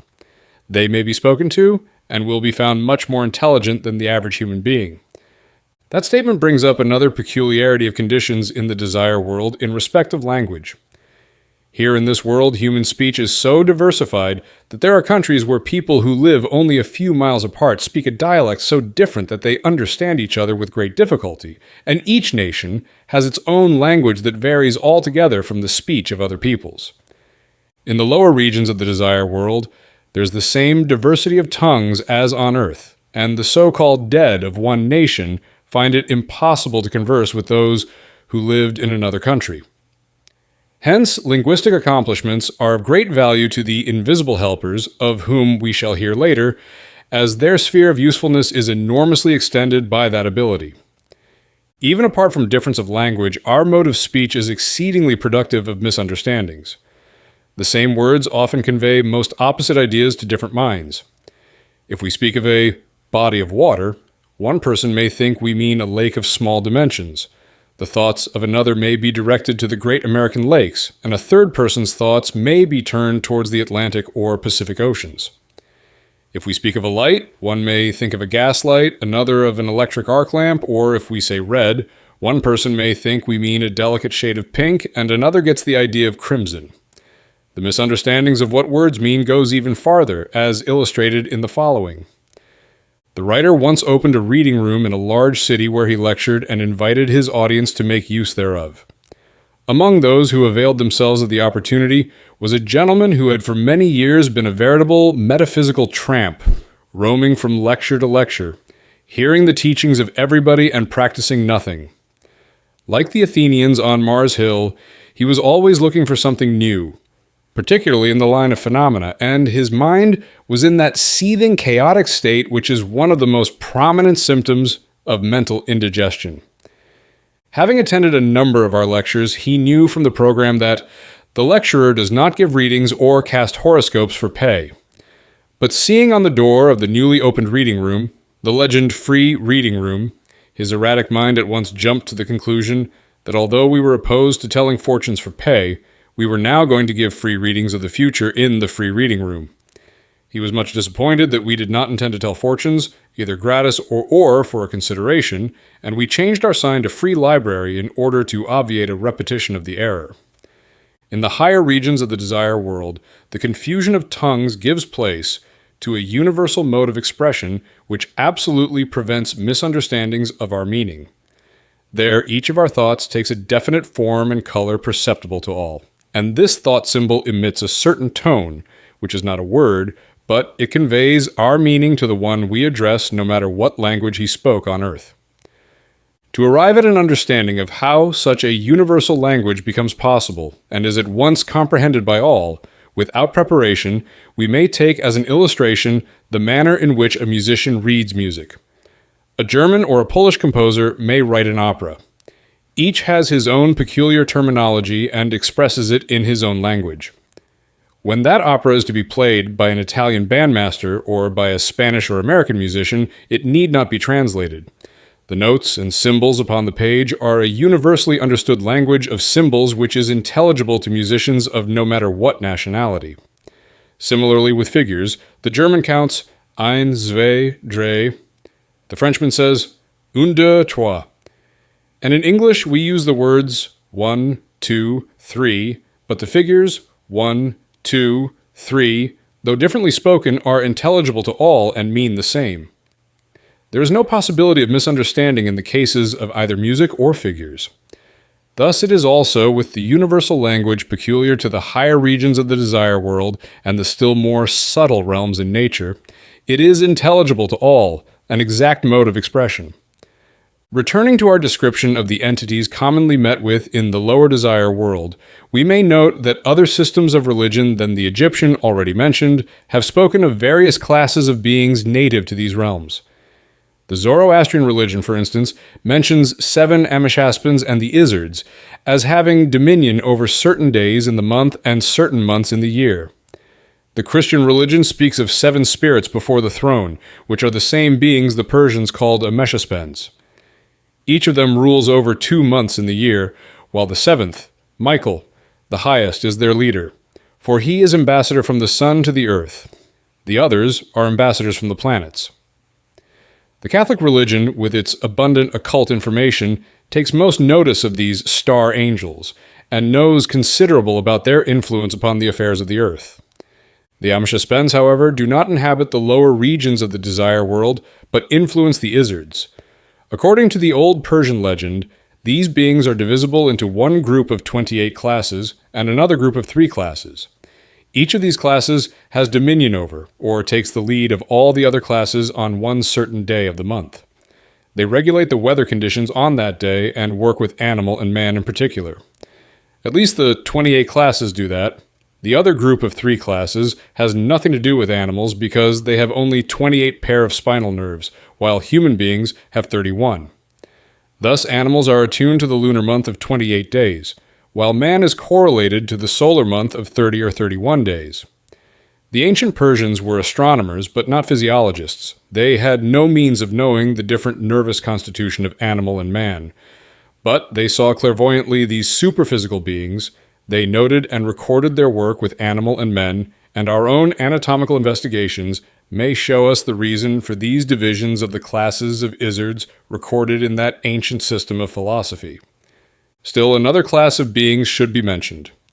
Those who have entered the desire world through the gate of death and are now hidden from our physical vision. These so-called dead are in fact much more alive than any of us, who are tied to a dense body and subject to all its limitations, who are forced to slowly drag this clog along with us at the rate of a few miles an hour, who must expend such an enormous amount of energy upon propelling that vehicle that we are easily and quickly tired, even when in the best of health, and who are often confined to a bed, sometimes for years, by the indisposition of this heavy mortal coil. But when that is once shed, and the freed spirit can again function in its spiritual body, sickness is an unknown condition, and distance is annihilated, or at least practically so, for though it was necessary for the Savior to liken the freed spirit to the wind which blows where it listeth, that simile gives but a poor description of what actually takes place in soul flights. Time is non-existent there, as we shall presently explain, so the writer has never been able to time himself, but has on several occasions timed others when he was in the physical body, and they speeding through space upon a certain errand. Distances such as from the Pacific coast to Europe, the delivery of a short message there, and the return to the body has been accomplished in slightly less than 1 minute. Therefore, our assertion that those whom we call dead are in reality much more alive than we is well founded in facts. We spoke of the dense body in which we now live as a clog and a fetter. It must not be inferred, however, that we sympathize with the attitude of certain people who, when they have learned with what ease soul flights are accomplished, go about bemoaning the fact that they are now imprisoned. They are constantly thinking of and longing for the day when they shall be able to leave this mortal coil behind and fly away in their spiritual body. Such an attitude of mind is decidedly mistaken. The great and wise beings, who are invisible leaders of our evolution, have not placed us here to no purpose. Valuable lessons are to be learned in this visible world wherein we dwell that cannot be learned in any other realm of nature. And the very conditions of density and inertia whereof such people complain are factors which make it possible to acquire the knowledge this world is designed to give. This fact was so amply illustrated in a recent experience of the writer. A friend had been studying occultism for a number of years, but had not studied astrology. Last year, she became aroused to the importance of this branch of study as a key to self-knowledge and a means of understanding the natures of others, also of developing the compassion for their errors, so necessary in the cultivation of love of one's neighbor. Love of our neighbor, the Savior, enjoined upon us as the supreme commandment which is the fulfillment of all laws, and as astrology teaches us to bear and forbear, it helps as nothing else can in the development of the supreme virtue. She therefore joined one of the classes started in Los Angeles by the writer, but a sudden illness quickly ended in death, and thus terminated her study of the subject in the physical body, ere it was well begun. Upon one of many occasions when she visited the writer subsequent to her release from the body, she deplored the fact that it seemed so difficult to make headway in her study of astrology. The writer advised continued attendance at the classes and suggested that she could surely get someone on the other side to help her study. At this, she exclaimed impatiently, "Oh yes, Of course I attend the classes. I have done so right along. I have also found a friend who helps me here. But you cannot imagine how difficult it is to concentrate here upon mathematical calculations and the judgment of a horoscope, or in fact upon any subject here, where every little thought current takes you miles away from your study. I used to think it difficult to concentrate when I had a physical body, but it is not a circumstance to the obstacles which face the student here. The physical body was an anchor to her, and it is that to all of us. Being dense, it is also to a great extent impervious to disturbing influences from which the more subtle spiritual bodies do not shield us. It enables us to bring our ideas to a logical conclusion with far less effort at concentration than is necessary in that realm where all is in such incessant and turbulent motion.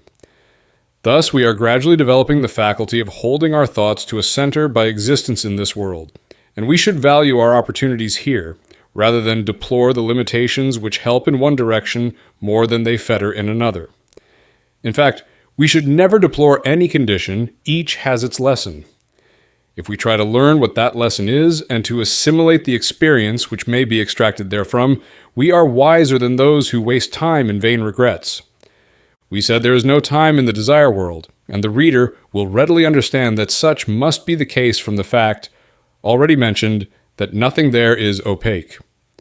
In this world, the rotation of the opaque Earth upon its axis is responsible for the alternating conditions of day and night. We, PG 0093, call it day, when the spot where we live is turned towards the sun and its rays illumine our environment, but when our home is turned away from the sun and its rays obstructed by the opaque Earth, we term the resulting darkness night. The passage of the Earth in its orbit around the sun produces the seasons and the year, which are our divisions of time. But in the desire world, where all is light, there is but one long day. The spirit is not there fettered by a heavy physical body, so it does not need sleep, and existence is unbroken. Spiritual substances are not subject to contraction and expansion such as arise here from heat and cold. Hence, summer and winter are also non-existent. Thus, there is nothing to differentiate one moment from another in respect of the conditions of light and darkness, summer and winter, which mark time for us. Therefore, while the so-called dead may have a very accurate memory of time as regards the life they lived here in the body, they are usually unable to tell anything about the chronological relation of events which have happened to them in the desire world, and it is a very common thing to find that they do not even know how many years have elapsed since they passed out from this plane of existence. Only students of the stellar science are able to calculate the passage of time after their demise. When the occult investigator wishes to study an event in the past history of man, he may most readily call up the picture from the memory of nature, but if he desires to fix the time of the incident, he will be obliged to count backwards by the motion of the heavenly bodies. For that purpose, he generally uses the measure provided by the sun's precession. Each year the sun crosses the Earth's equator about the 21st of March. Then day and night are of even length, therefore this is called the vernal equinox. But on account of a certain wobbling motion of the Earth's axis, the sun does not cross over at the same place in the zodiac. It reaches the equator a little too early. It proceeds. Year by year it moves backwards a little. At the time of the birth of Christ, for instance, the vernal equinox was in about 7 degrees of the zodiacal sign Aries. During the 2,000 years which intervene between that event and the present time, the sun has moved backwards about 27 degrees, so that it is now in about 10 degrees, PG 095, of the sign Pisces. It moves around the whole circle of the zodiac in about 25,868 years. The occult investigator may therefore count back the number of signs, or whole circles, which the sun has preceded between the present day and the time of the event he is investigating. Thus he has, by the use of the heavenly timekeepers, a very approximately correct measure of time, even though he is in the desire world, and that is another reason for studying the stellar science, the world of thought. When we have attained the spiritual development necessary to consciously enter the world of thought and leave the desire world, which is the realm of light and color, we pass through a condition which the occult investigator calls the Great Silence. As previously stated, the higher regions of the desire world exhibit the marked peculiarity of blending form and sound, but when one passes through the Great Silence, all the world seems to disappear, and the spirit has the feeling of floating in an ocean of intense light, utterly alone, yet absolutely fearless, since unimbued with a sense of its form or sound, nor past or future, but all is one eternal now. There seems to be neither pleasure nor pain, and yet there is no absence of feeling, but it all seems to center in the one idea. I am. The human ego stands face to face with itself, as it were, and for the time being, all else is shut out. This is the experience of anyone who passes that breach between the desire world and the world of thought, whether involuntarily in the course of an ordinary cyclic pilgrimage of the soul, which we shall later elucidate when speaking of the post-mortem existence, or by an act of the will, as in the case of the trained occult investigator. All have the same experience in transition. There are two main divisions in the physical world, the chemical region and the etheric region. The world of thought also has two great subdivisions, the region of concrete thought and the region of abstract thought. As we specialize the material of the physical world and shape into a dense body, and as we form the force matter of the desire world into a desire body, so do we appropriate a certain amount of mind stuff from the region of concrete thought. But we, as spirits, clothe ourselves in spirit substance from the region of abstract thought, and thereby we become individual, separate egos. The region of concrete thought. The region of concrete thought is neither shadowy nor illusory. It is the acme of reality, and this world, which we mistakenly regard as the only verity, is but an evanescent replica of that region. A little reflection will show the reasonableness of this statement and prove our contention that all we see here is really crystallized thought. Our houses, our machinery, our chairs and tables, all that has been made by the hand of man is the embodiment of a thought. As the juices in the soft body of the snail gradually crystallize into the hard and flinty shell which it carries upon its back and which hides it, so everything used in our civilization is a concretion of invisible, intangible mind stuff. The thought of James Watt in time congealed into a steam engine and revolutionized the world. Edison's thought was condensed into an electric generator which has turned night to day. And had it not been for the thought of Morse and Marconi, the telegraph would not have annihilated distance as it does today. An earthquake may wreck a city and demolish the lighting plant and telegraph station, but the thoughts of Watt, Edison, and Morse remain, and upon the basis of their indestructible ideas, new machinery may be constructed and operations resumed. Thus, thoughts are more permanent than things. The sensitive ear of the musician detects a certain musical note in every city which is different from that of another city. He hears in each little brook a new melody, and to him the sound of wind in the treetops of different forests give a varying sound. In the desire world, we noted the existence of forms similar to the shapes of things here, also that seemingly sound proceeds from form, but in the region of concrete thought it is different, for while each form occupies and obscures a certain space here, form is non-existent when viewed from the standpoint of the region of concrete thought. Where the form was, a transparent, vacuous space is observable. From that empty void comes a sound which is the keynote that creates and maintains the form whence it appears to come, as the almost invisible core of a gas flame is the source of the light we perceive. Now, sound from a vacuum cannot be heard in the physical world, but the harmony which proceeds from the vacuous cavity of a celestial archetype is the voice of the silence, and it becomes audible when all earthly sounds have ceased. Elijah heard it not while the storm was raging, nor was it in evidence during the turbulence of the earthquake, nor in the crackling and roaring fire, but when the destructive and inharmonious sounds of this world had melted into silence, the still small voice issued its commands to save Elijah's life. That keynote is a direct manifestation of the higher self, which uses it to impress and govern the personality it has created. But alas, part of its life has been infused into the material side of its being, which has thus obtained a certain will of its own, and only too often are the two sides of our nature at war. At last there comes a time when the spirit is too weary to strive with the recalcitrant flesh, when the voice of the silence ceases. The earthly nourishment we may seek to give will not avail to sustain a form when this harmonious sound, this word from heaven, no longer reverberates through the empty void of the celestial archetype. For man lives not by bread alone, but by the word, and the last sound vibration of the keynote is the death knell of the physical body. In this world, we are compelled to investigate and to study a thing before we know about it, and although the facilities for gaining information are in some respects much greater in the desire world, a certain amount of investigation is necessary nevertheless to acquire knowledge. In the world of thought, on the contrary, it is different. When we wish to know about any certain thing there, and we turn our attention thereto, then that thing speaks to us, as it were. The sound it emits at once gives us a most luminous comprehension of every phase of its nature. We attain to a realization of its past history.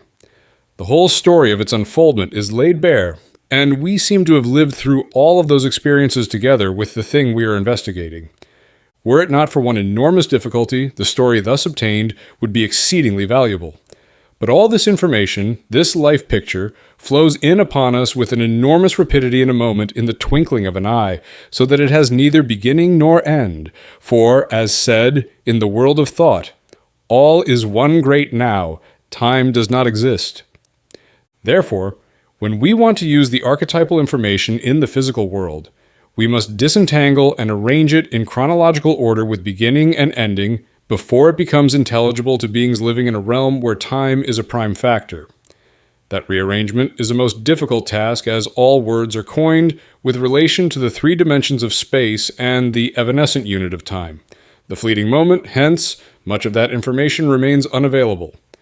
Among the denizens of this region of concrete thought, we may note particularly two classes. One is called The Powers of Darkness by Paul, and the mystic investigator of the Western world knows them as Lords of Mind. They were human at the time when the earth was in a condition of darkness, such as worlds in the making go through before they become luminous and reach the fire mist stage. At that time, we were in our mineral evolution. That is to say, the human spirit, which is now awakened, was encrusted in the ball of mind stuff, which was then the earth. At that time, the present human spirits were as much asleep as is the life which ensouls our minerals of today. And as we are working with the mineral chemical constituents of the earth, molding them into houses, railways, steamboats, chairs, etc., so those beings, who are now Lords of Mind, worked with us when we were mineral-like. They have since advanced 3 steps through stages similar to that of the angels and archangels before they attained their present position and became creative intelligences. They are expert builders of mind stuff, as we are builders of the present mineral substances, and therefore they have given us necessary help to acquire a mind which is the highest development of the human being. According to the foregoing explanation, it seems to be an anomaly when Paul speaks of them as evil and exhorts us to withstand them. The difficulty disappears, however, when we understand that good and evil are but relative qualities. An illustration will make the point clear. Let us suppose that an expert organ builder has constructed a wonderful organ, a masterpiece. Then he has followed his vocation in the proper manner, and is therefore to be commended for the good which he has done. But if he is not satisfied to leave well enough alone, if he refuses to give up his product to the musician who understands how to play upon the instrument, if he intrudes his presence into the concert hall, he is out of place and to be censured as evil. Similarly, the Lords of Mind did the greatest possible service to humanity when they helped us to acquire our mind. But many subtle thought influences come from them and are to be resisted, as Paul very properly emphasizes.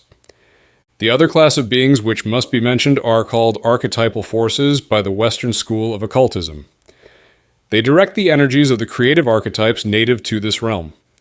They are a composite class of beings of many different grades of intelligences, and there is one stage in the cyclic journey of the human spirit when that also labors in and is part of that great host of beings.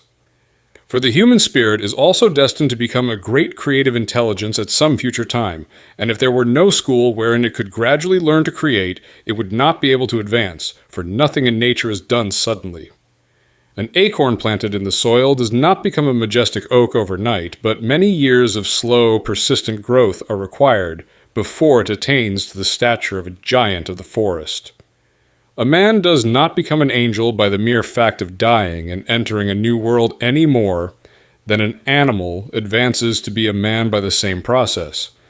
But in time all that lives mounts the ladder of being from the clod to the god. There is no limitation possible to the spirit, and so at various stages in its unfoldment, the human spirit works with the other nature forces according to the stage of intelligence which it has attained. It creates, changes, and remodels the earth upon which it is to live. Thus, under the great law of cause and effect which we observe in every realm of nature, it reaps upon earth what it has sown in heaven, and vice versa. It grows slowly but persistently and advances continually. The region of abstract thought. Various religious systems have been given to humanity at different times, each suited to meet the spiritual needs of the people among whom it was promulgated, and coming from the same divine source. God. All religions exhibit similar fundamentals or first principles. All systems teach that there was a time when darkness reigned supreme. Everything which we now perceive was then non-existent. Earth, sky, and the heavenly bodies were uncreate. So were the multitudinous forms which live and move upon the various planets. All, Tol, was yet in a fluidic condition, and the universal spirit brooded quiescent in limitless space as the one existence. The Greeks called that condition of homogeneity chaos, and the state of orderly segregation which we now see. The marching orbs, which illumine the vaulted canopy of heaven, the stately procession of planets around a central light, the majestic sun, the unbroken sequence of the seasons, and the unvarying alternation of tidal ebb and flow, all this aggregate of systematic order, was called cosmos, and was supposed to have proceeded from chaos. The Christian mystic obtains a deeper comprehension when he opens his Bible and ponders the first 5 verses of that brightest gem of all spiritual lore, the Gospel of St. John. As he reverently opens his aspiring heart to acquire understanding of those sublime mystical teachings, he transcends the form side of nature, comprising various realms of which we have been speaking, and finds himself in the Spirit, as did the prophets in olden times. He is then in the region of abstract thought and sees the eternal verities which also Paul beheld in this, the third heaven. For those among us who are unable to obtain knowledge save by reasoning upon the matter, however, it will be necessary to examine the fundamental meaning of words used by St. John to clothe his wonderful teaching, which was originally given in the Greek language, a much simpler matter than is commonly supposed, for Greek words have been freely introduced into our modern languages, particularly in scientific terms, and we shall show how this ancient teaching is supported by the latest discoveries of modern science. The opening verse of the Gospel of St. John is as follows. In the beginning was the Word, and the Word was with God, and the Word was God. We will examine the words beginning, Word, and God. We may also note that in the Greek version, the concluding sentence reads, "And God was the Word," a difference which makes a great distinction. It is an axiomatic truth that out of nothing, nothing comes, and it has often been asserted by scoffers that the Bible teaches generation from nothing. We readily agree that translations into the modern languages promulgate this erroneous doctrine, but we have shown in the Rosicrucian Cosmoconception, Chapter 21, The Occult Analysis of Genesis, that the Hebrew text speaks of an ever-existing essence, as the basis whence all forms, the earth and the heavenly lights included, were first created, and John also gives the same teaching. The Greek word arche in the opening sentence of the Gospel of St. John has been translated the beginning, and it may be said to have that meaning, but it also has other valid interpretations vastly more significant of the idea John wished to convey. It means an elementary condition, a chief source, a first principle, primordial matter. There was a time when science insisted that the elements were immutable, that is to say, that an atom of iron had been an atom of iron since the earth was formed and would so remain to the end of time. The alchemists were sneered at as fanciful dreamers or madmen, but since Professor J.J. Thomson's discovery of the electron, the atomic theory of matter is no longer tenable. The principle of radioactivity has later vindicated the alchemists. Science and the Bible agree in teaching that all that is has been formed from one homogeneous substance. It is that basic principle which John called arche, primordial matter, and the dictionary defines archaeology as the science of the origin, arche, of things. Masons style God the grand architect, for the Greek word tektos means builder. and God is the chief builder, tektos, of arche, the primordial virgin matter which is also the chief source of all things. Thus we see that when the opening sentence of St. John's Gospel is properly translated, our Christian religion teaches that once a virgin substance enfolded the divine thinker, God. That is the identical condition which the earlier Greeks called chaos. A little thought will make it evident that we are not arbitrary in finding fault with the translation of the Gospel, for it is self-evident that a word cannot be the beginning. A thought must precede the word, and a thinker must originate thought before it can be expressed as a word. When properly translated, the teaching of John fully embodies that idea, for the Greek term logos means both the reasonable thought, we also say logic, and the word which expresses this logical thought. 1. In the primordial substance was thought, and the thought was with God, and God was the Word. 2. That the Word also was with God in the primal state. Later, the divine Word, the creative fiat, reverberates through space and segregates the homogeneous virgin substance into separate forms. 3. Everything has come into existence because of that prime fact, the Word of God, and no thing exists apart from that fact. 4. In that was life. In the alphabet, we have a few elementary sounds from which words may be constructed. They are basic elements of expression, as bricks, iron, and lumber are raw materials of architecture, or as a few notes are component parts of music. But a heap of bricks, iron, and lumber is not a house. Neither is a jumbled mass of notes music, nor can we call a haphazard arrangement of alphabetical sounds a word. These raw materials are prime necessities in construction of architecture, music, literature, or poetry, but the contour of the finished product and the purpose it will serve depends upon the arrangement of the raw materials, which is subject to the constructor's design. Building materials may be formed to prison or palace, notes may be arranged as fanfare or funeral dirge, words may be indited to inspire passion or peace, all according to the will of the designer. So also the majestic rhythm of the Word of God has wrought the primal substance, arch into the multitudinous forms which comprise the phenomenal world according to His will. Did the reader ever stop to consider the wonderful power of a human word? Coming to us in the sweet accents of love, it may lure us from paths of rectitude to shameful ignominy and wreck our life with sorrow and remorse, or it may spur us on in noblest efforts to acquire glory and honor here or hereafter. According to the inflection of the voice, a word may strike terror into the bravest heart or lull a timid child to peaceful slumber.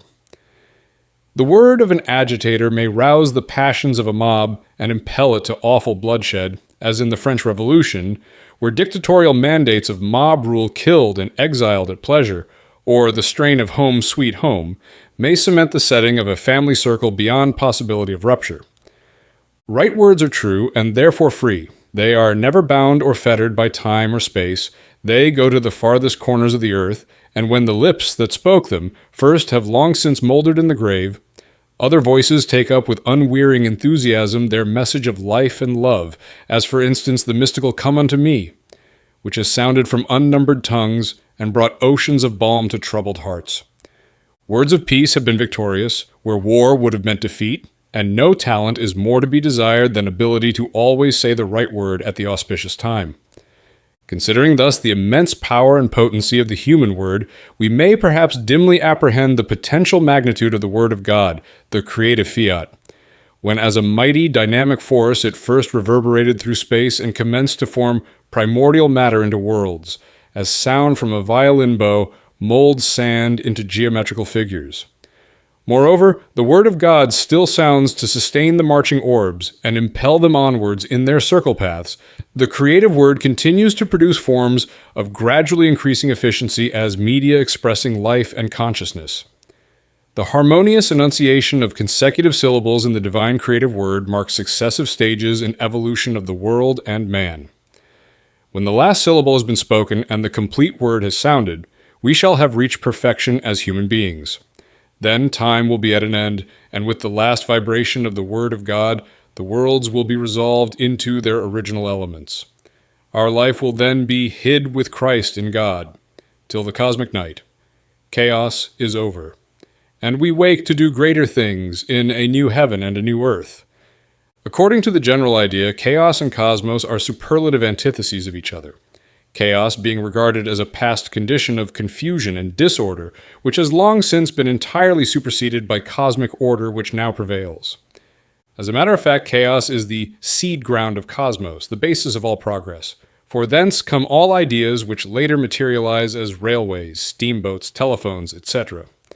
We speak of thoughts as being conceived by the mind, but as both father and mother are necessary in the generation of a child, so also there must be both idea and mind before a thought can be conceived. As semen germinated in the positive male organ is projected into the negative uterus at conception, so ideas are generated by a positive human ego in the spirit substance of the region of abstract thought. This idea is projected upon the receptive mind, and a conception takes place.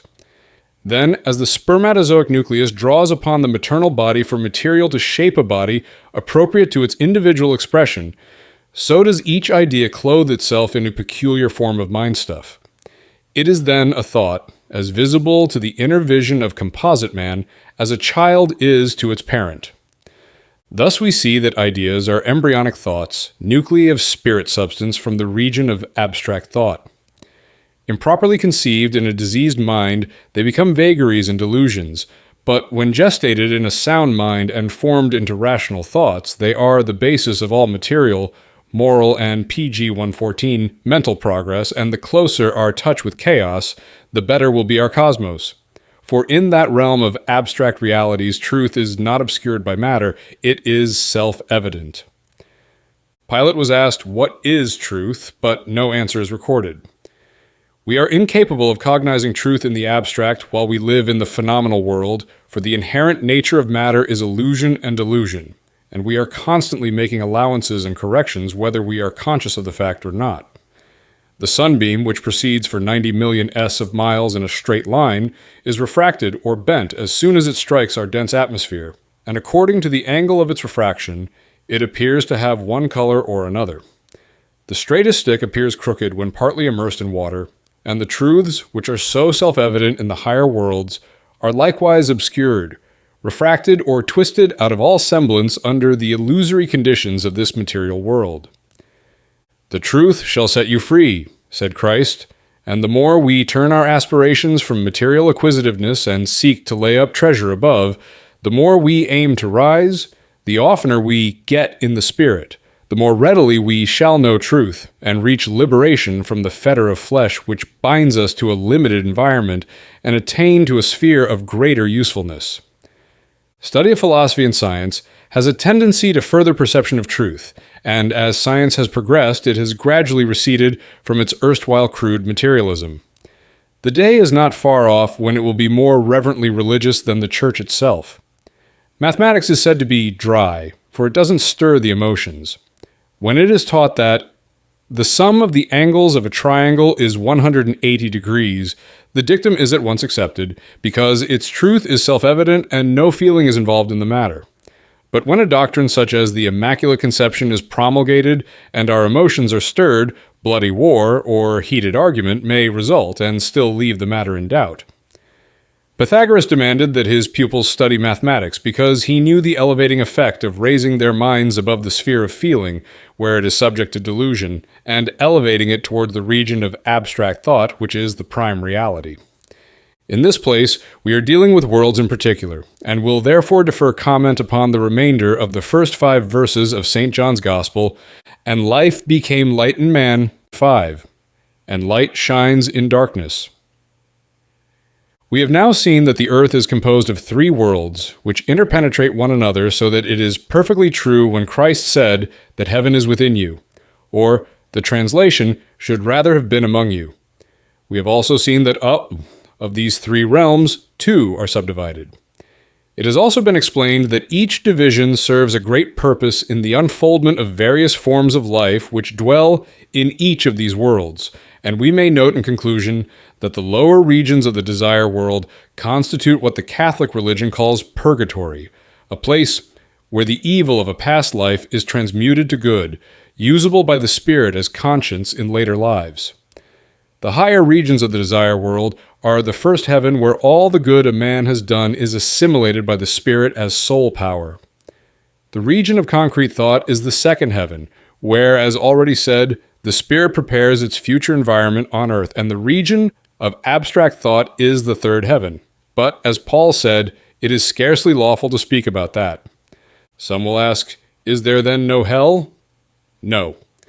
The mercy of God tends as greatly towards the principle of good as the inhumanity of man towards cruelty, so that he would consign his brother men to flames of hell during eternity for the puerile mistakes committed during a few years, or perhaps for a slight difference in belief.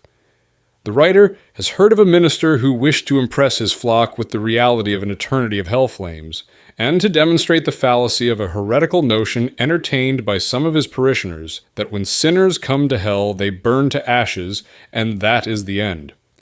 He took with him an alcohol lamp and some asbestos into the pulpit, and told his audience that God would turn their souls into a substance resembling asbestos. He showed them that though the asbestos were heated red hot, it did not decompose into ashes. Fortunately, the day of the hell preacher is gone by, and if we believe the Bible, which says that in God we live and move and have our being, we can readily understand that a lost soul would be an impossibility. For were one single soul lost, then logically a part of God himself would be lost. No matter what our color, our race, or our creed, we are all equally the children of God, and in our various ways we shall obtain satisfaction. Let us therefore rather look to Christ and forget creed. Creed or Christ? No man loves God who hates his kind, who tramples on his brother's heart and soul, who seeks to shackle, cloud, or fog the mind, by fears of hell has not perceived our goal. God sent are all religions blessed, and Christ, the way, the truth, and life, to give the heavy-laden rest and peace from sorrow, sin, and strife. At his request, the universal Spirit came. To all the churches, not to one alone. On Pentecostal morn a tongue of flame, round each apostle as a halo shone. Since then, as vultures ravenous with greed, we oft have battled for an empty name, and sought by dogma, edict, creed, to send each other to the flame. Is Christ then divided? Was Cephas or Paul? Nailed to the deathly tree? If not, then why these divisions at all? Christ's love doth embrace you and me. His pure, sweet love is not confined. By creeds, which segregate and raise a wall, his love enfolds, embraces humankind. No matter what ourselves or him we call, then why not take him at his word? Why hold the creeds which tear apart? But one thing matters, be it heard, that brother love fill every heart. There is but one thing that the world has need to know. There is but one balm for all our human woe. There is but one way that leads to heaven above. That way is human sympathy and love. Chapter 4, The Constitution of Man. Our chapter head, The Constitution of Man, may surprise a reader who has not previously studied the mystery teachings, or he may imagine that we intend to give an anatomical dissertation, but such is not our intention. We have spoken of the earth upon which we live as being composed of several invisible realms in addition to the world we perceive by means of our senses. We have also spoken of man as being correlated to these various divisions in nature, and a little thought upon the subject will quickly convince us that in order to function upon the various planes of existence described, it is necessary that a man should have a body composed of their substance, or at least have specialized for his own use. Some of the material of each of these worlds. We have said that finer matter, called desire stuff and mind stuff, permeates our atmosphere and the solid earth even as blood percolates through all parts of our flesh. But that is not a sufficient explanation to account for all facts of life. If that were all, then minerals, which are interpenetrated by the world of thought and the world of desire, would have thoughts and desires as well as man. This is not the case. So something more than mere interpenetration must be requisite to acquire the faculties of thought and feeling. We know that in order to function in this world, to live as a physical being among other like beings, we must have a physical body all our own, built of the chemical constituents of this visible world. When we lose it at death, it profits us nothing that the world is full of just the very chemicals needed to build such a body.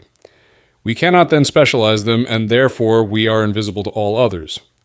Similarly, if we did not possess a special body made of ether, we should be unable to grow and to propagate. That is the case with the mineral. Had we no separate individual desire body, we should be unable to feel desires and emotions. There would be no incentive to move from one place to another. We should then be stationary, page 122, as plants, and did we not possess a mind, we should be incapable of thought and act upon impulse and instinct as animals. Someone may of course object to this last statement and contend that animals do think. So far as our domesticated animals are concerned, that is partially true, but it is not quite in the same way that we think and reason. The difference may perhaps best be understood if we take an illustration from the electrical field. When an electric current of high voltage is passed through a coiled copper wire, and another wire is placed in the center of the coils, that wire will become charged with electricity of a lower voltage. So also, the animal, when brought within the sphere of human thoughts, evolves a mental activity of a lower order. Paul, in his writings, also mentions the natural body and the spiritual body, while the man himself is a spirit inhabiting those vehicles. We will briefly note the constitution of the various bodies of man invisible to the physical sight, but as objective to spiritual sight as the dense body to ordinary vision. The vital body.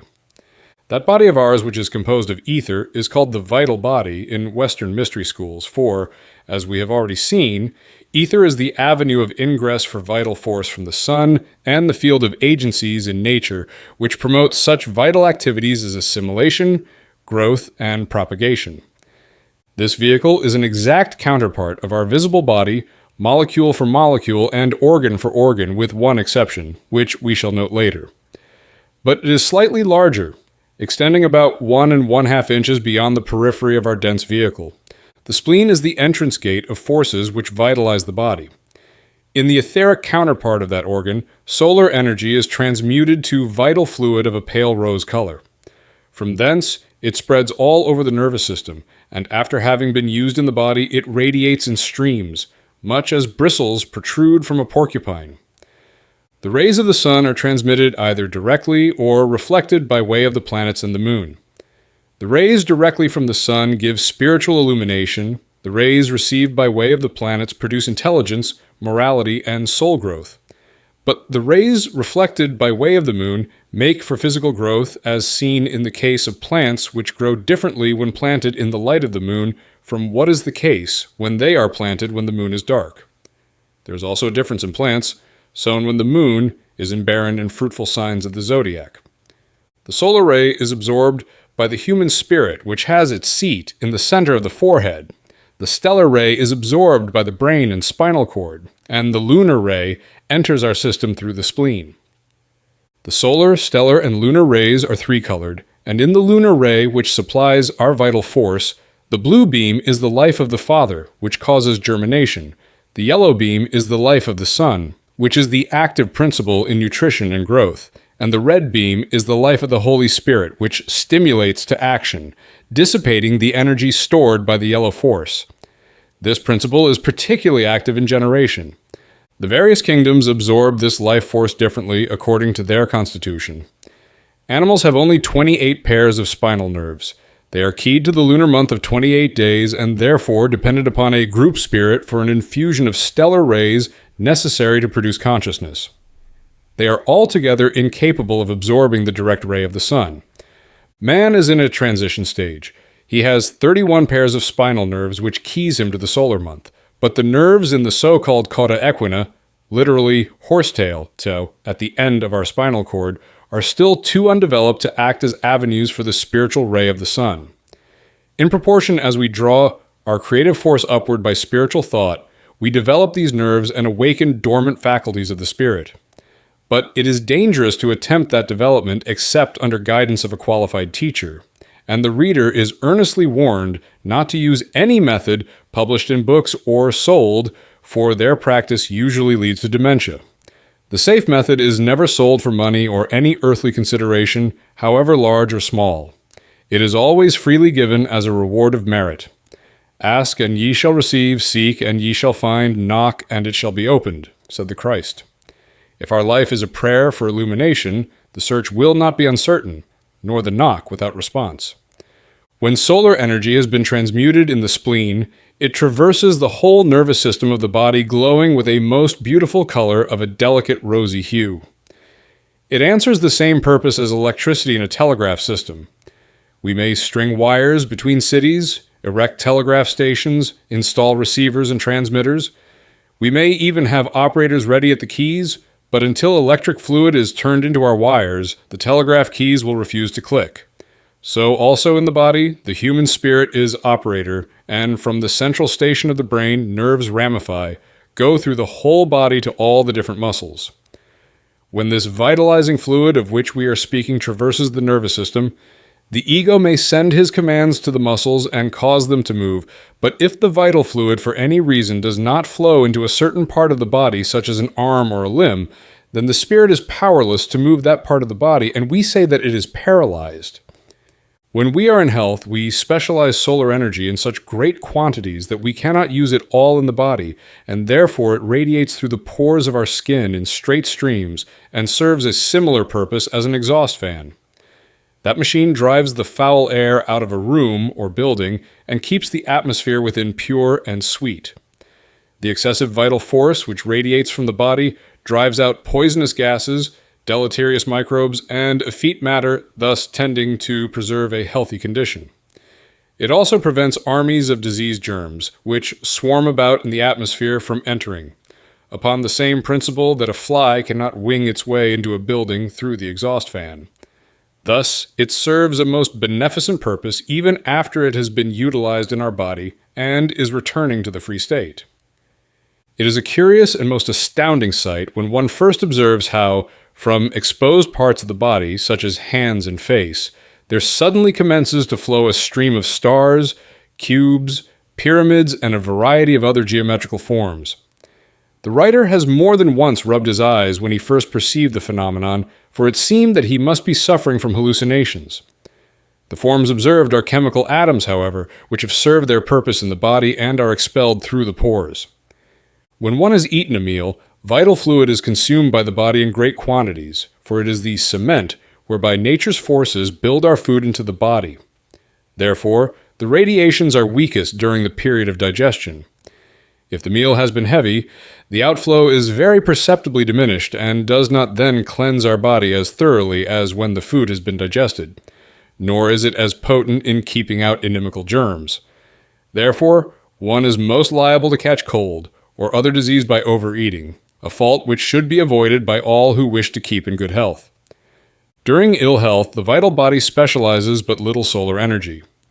Then, for a time, the visible body seems to feed upon the vital body, as it were, so that the vehicle becomes more transparent and attenuated at the same rate as the visible body exhibits a state of emaciation.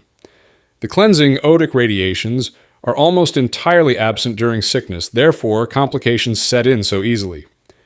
Though science has not directly observed this vital body of man, it has upon several occasions postulated the existence of such a vehicle as necessary to account for facts in life, and the radiations have been observed by a number of scientists at different times and under varying conditions. Blondlot and Charpentier have called them N-rays after the city of Nantes, where the radiations were observed by these scientists. Others have named them the odic fluid. Scientific investigators who have conducted researches into psychic phenomena have even photographed it when it has been extracted through the spleen by materializing spirits. Dr. Hotz, for instance, obtained 2 photographs of a materialization through the German medium Minna Demmler. On one, a cloud of ether is seen oozing out through the left side of the medium, shapeless and without form. The second picture, taken a few moments later, shows the materialized spirit standing at the medium's side.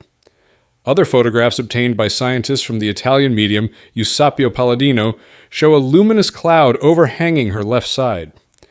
We said in the beginning of this description that the vital body is an exact counterpart of the dense body, with one exception. It is of the opposite sex, or perhaps we should rather say polarity. As the vital body nourishes the dense vehicle, we may readily understand that blood is its highest visible expression, and also that a positively polarized vital body would generate more blood than a negative one. Woman who is physically negative has a positive vital body. Hence, she generates a surplus of blood, which is relieved by the periodical flow. She is also more prone to tears, which are white bleeding, than man, whose negative vital body does not generate more blood than he can comfortably take care of. Therefore, it is not necessary for him to have the outlets which relieve excess of blood in woman. The desire body. In addition to the visible body and the vital body, we also have a body made of desire stuff from which we form our feelings and emotions. This vehicle also impels us to seek sense gratification, but while the two instruments of which we have already spoken are well organized, the desire body appears to spiritual sight as an ovoid cloud extending from 16 to 20 inches beyond the physical body. It is above the head and below the feet, so that our dense body sits in the center of this egg-shaped cloud, as the yolk is in the center of an egg. The reason for the rudimentary state of this vehicle is that it has been added to the human constitution more recently than the bodies previously mentioned. Evolution of form may be likened to the manner in which the juices in the snail first condense into flesh and later become a hard shell. When our present visible body first germinated in the spirit, it was a thought form, but gradually it has become denser and more concrete, until it is now a chemical crystallization. The vital body was next emanated by the spirit as a thought form, and is in the third stage of concretion, which is etheric. The desire body is a still later acquisition. That also was a thought form at its inception, but is now condensed to desire stuff, and the mind, which we have only recently received, is still but a mere cloudy thought form. Arms and limbs, ears and eyes are not necessary to use the desire body, for it can glide through space more swiftly than wind without such means of locomotion as we require in this visible world. When viewed by spiritual sight, it appears that there are in this desire body a number of whirling vortices. We have already explained that it is a characteristic of desire stuff to be in constant motion, and from the main vortex in the region of the liver, there is a constant outwelling flow which radiates towards the periphery of this egg-shaped body and returns to the center through a number of other vortices. The desire body exhibits all the colors and shades which we know, and a vast number of others which are indescribable in earthly language. Those colors vary in every person according to his characteristics and temperament, and they also vary from moment to moment as passing moods, fancies, or emotions are experienced by him. There is, however, in each one a certain basic color dependent upon the ruling star at the moment of his birth. The man in whose horoscope Mars is peculiarly strong usually has a crimson tint in his aura. Where Jupiter is the strongest planet, the prevailing tint seems to be a bluish tone, and so on with the other planets. There was a time in the Earth's past history when incrustation was not yet complete, and human beings of that time lived upon islands here and there amid boiling seas. They had not yet evolved eyes or ears, but a little organ.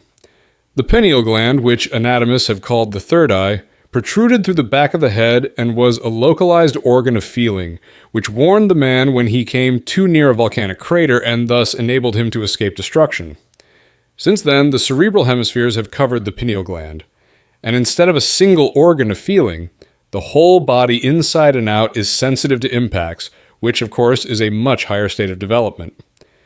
In the desire body, every particle is sensitive to vibrations similar to those which we call sight, sounds, and feelings, and every particle is in incessant motion, rapidly swirling about, so that in the same instant it may be at the top and bottom of the desire body and impart at all points to all the other particles a sensation of that which it has experienced. Thus every particle of desire. Stuff in this vehicle of ours will instantly feel any sensation experienced by any single particle. Therefore, the desire body is of an exceedingly sensitive nature, capable of most intense feelings and emotions. The mind. This is the latest acquisition of the human spirit, and in most people who have not yet accustomed themselves to orderly consecutive thought, it is a mere inchoate cloud disposed particularly in the region of the head. When looking at a person clairvoyantly, there appears to be an empty space in the center of the forehead just above and between the eyebrows. It looks like the blue part of a gas flame. That is mind stuff which veils the human spirit or ego, and the writer has been told that not even the most gifted seer can penetrate that veil which is said to have been spoken of in ancient Egypt as the veil of Isis, which none may lift and live. For behind that veil is the Holy of Holies, the temple of our body, where the spirit is to be left secure from all intrusion. To those who have not previously studied the deeper philosophies, the question may occur, but why all these divisions? Even the Bible speaks only of soul and body, for most people believe soul and spirit to be synonymous terms. We can only answer that this division is not arbitrary but necessary and founded upon facts in nature. Neither is it correct to regard the soul and the spirit as synonymous. Paul himself speaks of the natural body, which is composed of physical substances, solids, liquids, gases, and ethers. He mentions a spiritual body, which is the vehicle of the spirit composed of the mind and desire body, and the spirit itself, which is called ego in Latin, or I in English. That term, I, is an appellation which can only be made by the human spirit of itself. PG on 135. We may all call a dog, dog, or we may call a table, table, and anyone else may apply the same name to the dog and to the table, but only a human being can be called I, and only he himself can apply that most exclusive of all words. I, for this is the badge of self-consciousness, the recognition by the human spirit of itself as an entity, separate and apart from all others. Thus we see that the constitution of man is more complex than appears upon the surface, and we will now proceed to note the effect upon this multiplex being of various conditions of life. Chapter 5. Life and Death. Invisible helpers and mediums. There are two classes of people in the world. In one class, the vital and dense bodies are so firmly cemented that the ethers cannot be extracted under any circumstances, but remain with the dense body at all times and under all conditions from birth to death. Those people are insensible to any supersensuous sights or sounds. They are therefore usually exceedingly skeptic, and believe nothing exists but what they can see. There is another class of people in whom the connection between the dense and the vital bodies is more or less loose, so that the ether of their vital bodies vibrates at a higher rate than in the first class mentioned. These people are therefore more or less sensitive to the spiritual world. This class of sensitives may again be divided. Some are weak characters, dominated by the will of others in a negative manner as mediums, who are the prey of disembodied spirits desirous of obtaining a physical body when they have lost their own by death. The other class of sensitives are strong positive characters who act only from within, according to their own will. They may develop into trained clairvoyants and be their own masters instead of slaves of a disembodied spirit. In some sensitives of both classes, it is possible to extract part of the ether which forms the vital body. When a disembodied spirit obtains a subject of that nature, it develops the sensitive as a materializing medium. The man who is capable of extracting his own vital body by an act of will becomes a citizen of two worlds, independent and free. Such are usually known as invisible helpers. There are certain other abnormal conditions where the vital body and the dense body are separated totally or in part. For instance, if we place our limb in an uncomfortable position so that circulation of the blood ceases. Then we may see the etheric limb hanging down below the visible limb as a stocking. When we restore circulation and the etheric limb seeks to enter into place, an intense prickly sensation is felt, due to the fact that the little streams of force, which radiate all through the ether, seek to permeate the molecules of the limb and stir them into renewed vibration. When a person is drowning, the vital body also separates from the dense vehicle, and the intense prickly pain incident to resuscitation is also due to the cause mentioned.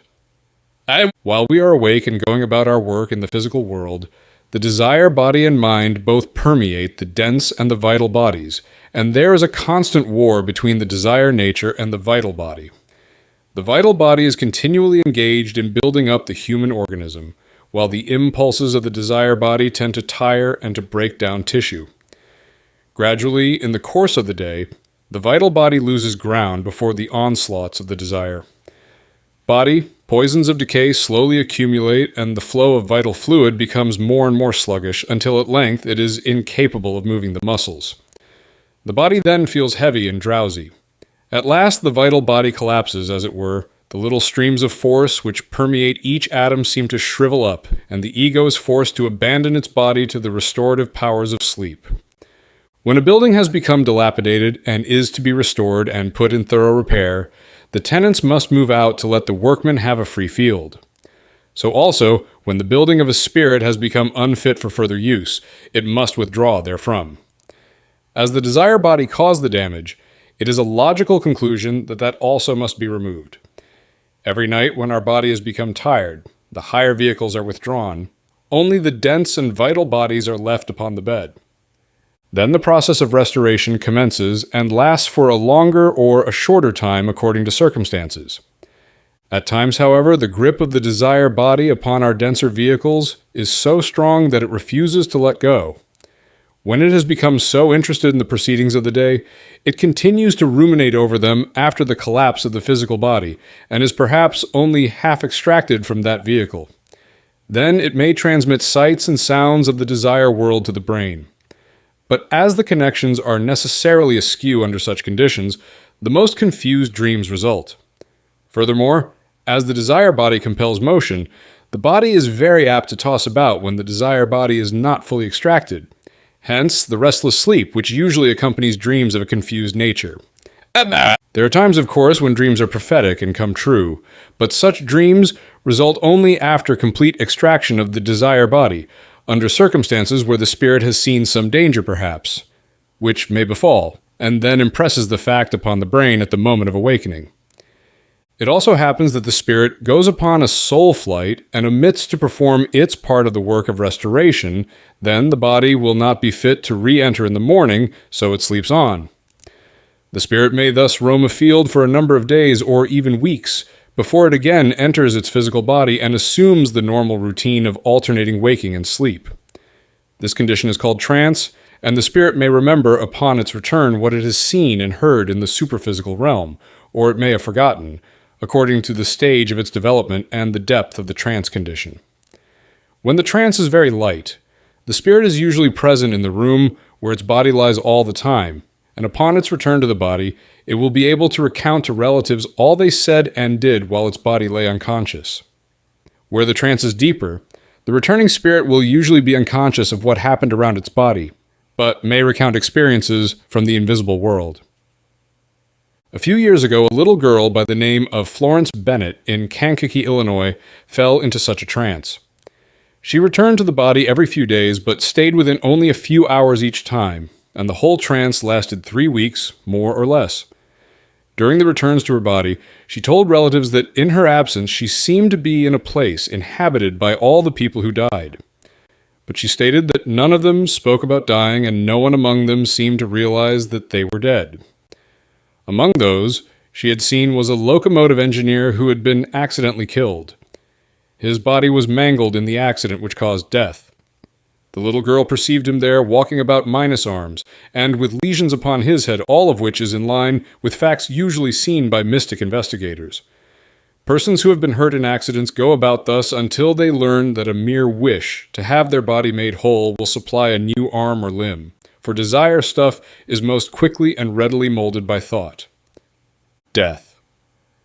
After a longer or shorter time, there comes in each life a point where the experiences which a spirit can gain from its present environment have been exhausted, and life terminates in death.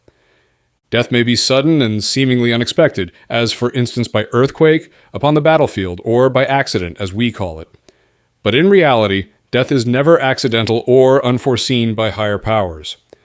Not a sparrow falls to the ground without divine will. There are along life's path partings of the way, as it were. On one side, the main line of life continues onward. The other path leads into what we might call a blind alley. If the man takes that path, it soon ends in death. We are here in life for the sake of gaining experience, and each life has a certain harvest to reap. If we order our life in such a manner that we gain the knowledge it is intended we should acquire, we continue in life, and opportunities of different kinds constantly come our way. But if we neglect them, and the life goes into paths which are not congruous to our individual development, it would be a waste of time to let us stay in such environment. Therefore, the great and wise beings who are behind the scene of evolution terminate our life that we may have a fresh start in a different sphere of influence. The law of conservation of energy is not confined to the physical world, but operates in the spiritual realms also, There is nothing in life that has not its purpose. We do wrong to rail against circumstances, no matter how disagreeable. We should rather endeavor to learn the lessons which are contained therein, that we may live a long and useful life. Someone may object and say, "You are inconsistent in your teachings. You say there is really no death, that we go into a brighter existence, and that we have to learn other lessons there in a different sphere of usefulness. Why then aim to live a long life here?" It is very true that we make these claims, and they are perfectly consistent with the other assertions just mentioned. But there are lessons to be learned here which cannot be learned in the other worlds, and we have to bring up this physical body through the useless years of childhood, through hot and impulsive youth, to the ripeness of manhood or womanhood, before it becomes of true spiritual use. The longer we live after maturity has been attained, when we have commenced to look upon the serious side of life and started to truly learn lessons which make for soul growth, the more experience we shall gather and the richer our harvest will be. Then, in a later existence, we shall be so much more advanced and capable of taking up tasks that would be impossible with less length of life and breadth of activity. Besides, it is hard to die for the man in the prime of life with a wife and growing family whom he loves, with ambitions of greatness unfulfilled, with hosts of friends about him, and with interests all centered upon the material plane of existence. It is sad for the woman whose heart is bound up in home and the little ones she has reared to leave them, perhaps without anyone to care for them. To know that they have to fight their way alone through the early years when her tender care is needed, and perhaps to see those little ones abused, and she unable to lift a hand, though her heart may bleed as freely as it would in earth life. All these things are sad, and they bind the spirit to earth for a much longer time than ordinarily. They hinder it from reaping the experiences it should reap upon the other side of death, and they make it desirable, along with other reasons already mentioned, to live a long life before passing onwards. The difference between those who pass out at a ripe old age and one who leaves this earth in the prime of life may be illustrated by the manner in which the seed clings to a fruit in an unripe state. A great deal of force is necessary to tear the stone from a green peach. It has such a tenacious hold upon the fruit that shreds of pulp adhere to it when forcibly removed. So also the spirit clings to the flesh in middle life, and a certain part of its material interest remain and bind it to earth after death. On the other hand, when a life has been lived to the full, when the spirit has had time to realize its ambitions or to find out their futility, when the duties of life have been performed and satisfaction rests upon the brow of an aged man or woman, or when the life has been misspent and the pangs of conscience have worked upon the man and shown him his mistakes, when, in fact, the spirit has learned the lessons of life as it must have to come to old age, then it may be likened to the seed of the ripe fruit which falls out clean, without a vestige of flesh clinging thereto at the moment the encasing pulp is opened. Therefore we say, as before, that though there is a brighter existence in store for those who have lived well, it is nevertheless best to live a long life and to live it to the fullest extent possible. We also maintain that no matter what may be the circumstances of a man's death, it is not accidental. It has either been brought about by his own neglect to embrace opportunities of growth, or else life has been lived to the ultimate possible. There is one exception to that rule, and that is due to man's exercise of his divine prerogative of interference. If we lived according to schedule, if we all assimilated the experiences designed for our growth by the creative powers, we should live to the ultimate length, but we ourselves usually shorten our lives by not taking advantage of opportunities, and it also happens that other men may shorten our lives and cut them off as suddenly as the so-called accident whereby the divine rulers terminate our life here. In other words, murder or fatal accidents brought about by human carelessness are in reality the only termination to life not planned by invisible leaders of humanity. No one is ever compelled to do murder or other evil, or there could not come to them a just retribution for their acts.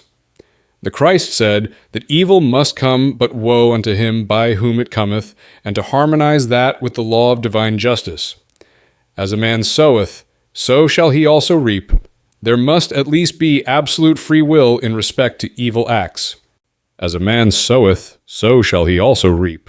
There must at least be absolute free will in respect to evil acts. There are also cases where a person lives such a full and good life of such vast benefit to humanity and to himself that his days are lengthened beyond the ultimate as they are shortened by neglect. But such cases are, of course, too few to allow of their being dwelt upon at length. Where death is not sudden, as in the case of accidents, but occurs at home after an illness, quietly and peacefully, dying persons usually experience a falling upon them as of a pall of great darkness shortly before termination of life. Many pass out from the body under that condition and do not see the light again until they have entered the superphysical realms. There are many other cases, however, where the darkness lifts before the final release from the body.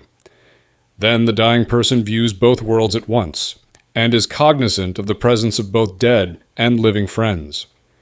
Under such circumstances, it very often happens that a mother sees some of her children who have gone before, and she will exclaim joyously, "Oh, there's Johnny, standing at the foot of my bed. My butt, hasn't he grown?" The living relatives may feel shocked and uneasy, thinking the mother suffering from hallucinations, while in reality she is more clear-sighted than they. She perceives those who have passed beyond the veil, who have come to greet and help her to make herself at home in the new world she is entering.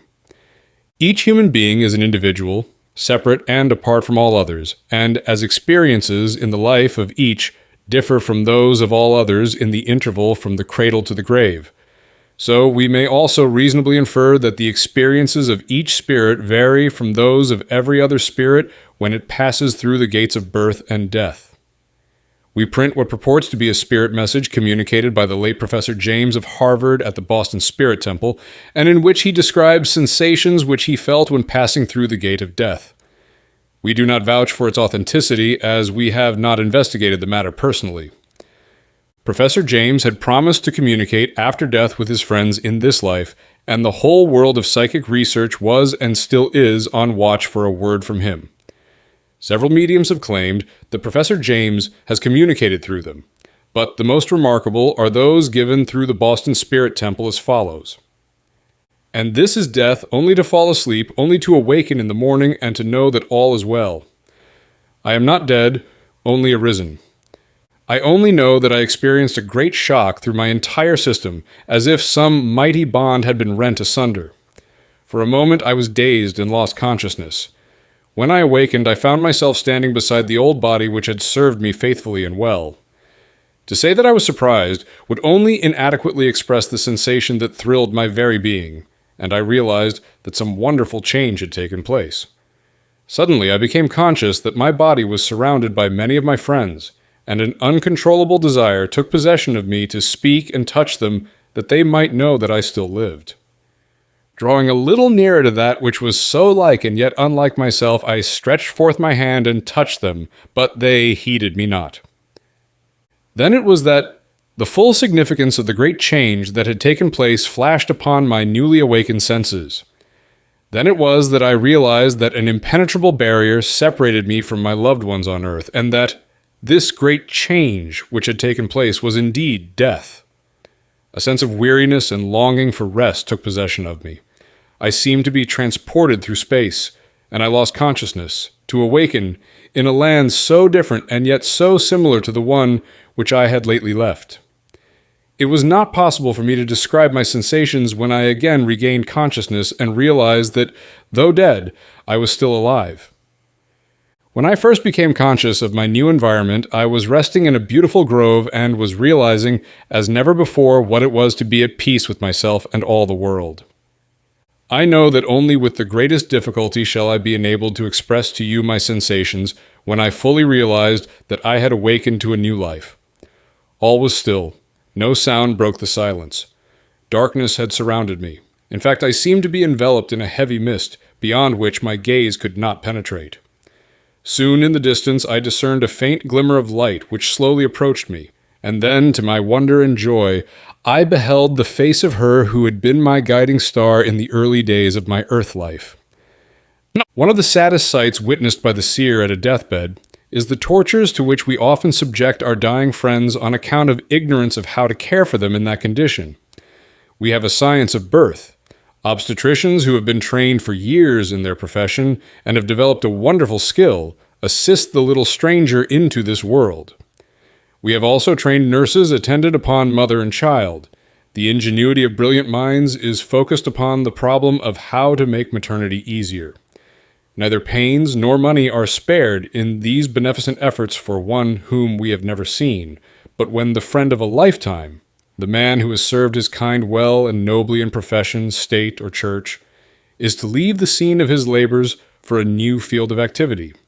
When the woman, who has labored to no less good purpose in bringing up a family to take its part in the world's work, has to leave that home and family when one whom we have loved all our lives is about to bid us the final farewell, we stand by utterly at a loss how to help. Perhaps we even do the very things most detrimental to the comfort and welfare of the departing one. Probably there is no form of torture more commonly inflicted upon the dying than that which is caused by administering stimulants.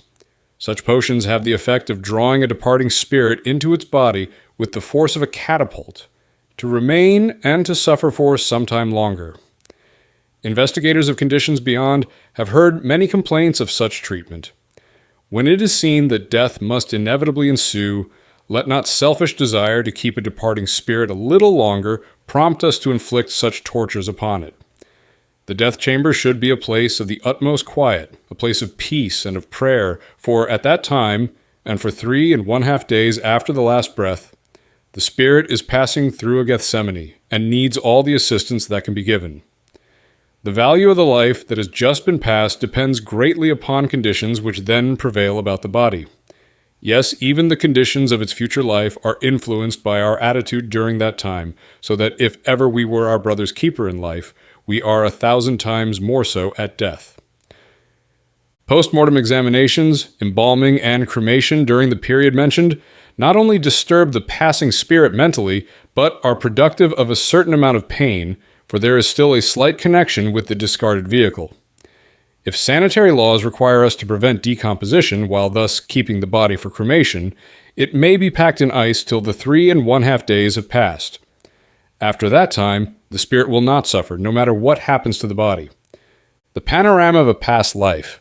No matter how long we may keep the spirit from passing out, however, at last there will come a time when no stimulant can hold it and the last breath is drawn. Then the silver cord, of which the Bible speaks and which holds the higher and the lower vehicles together, snaps in the heart and causes that organ to stop. That rupture releases the vital body, and that with the desire, body, and mind float above the visible body for from 1 to 3½ days, while the spirit is engaged in reviewing the past life, an exceedingly important part of its post-mortem experience. Upon that review depends its whole existence from death to a new birth. The question may arise in the student's mind: how can we review our past life from the cradle to the grave when we do not even remember what we did a month ago, and to form a proper basis for our future life? This record ought to be very accurate, but even the best memory is faulty. When we understand the difference between the conscious and subconscious memory and the manner in which the latter operates, the difficulty vanishes. This difference in the manner in which the subconscious memory keeps an accurate record of our life experiences may be best understood by an illustration as follows. When we go into a field and view the surrounding landscape, vibrations in the ether carry to us a picture of everything within the range of our vision. It is as sad as it is true, however, that we have eyes and see not, as the Savior said. These vibrations impinge upon the retina of our eyes, even to the very smallest details, but they usually do not penetrate to our consciousness and therefore are not remembered.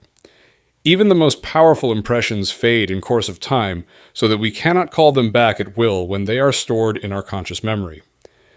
When a photographer goes afield with his camera, the results which he obtains are different.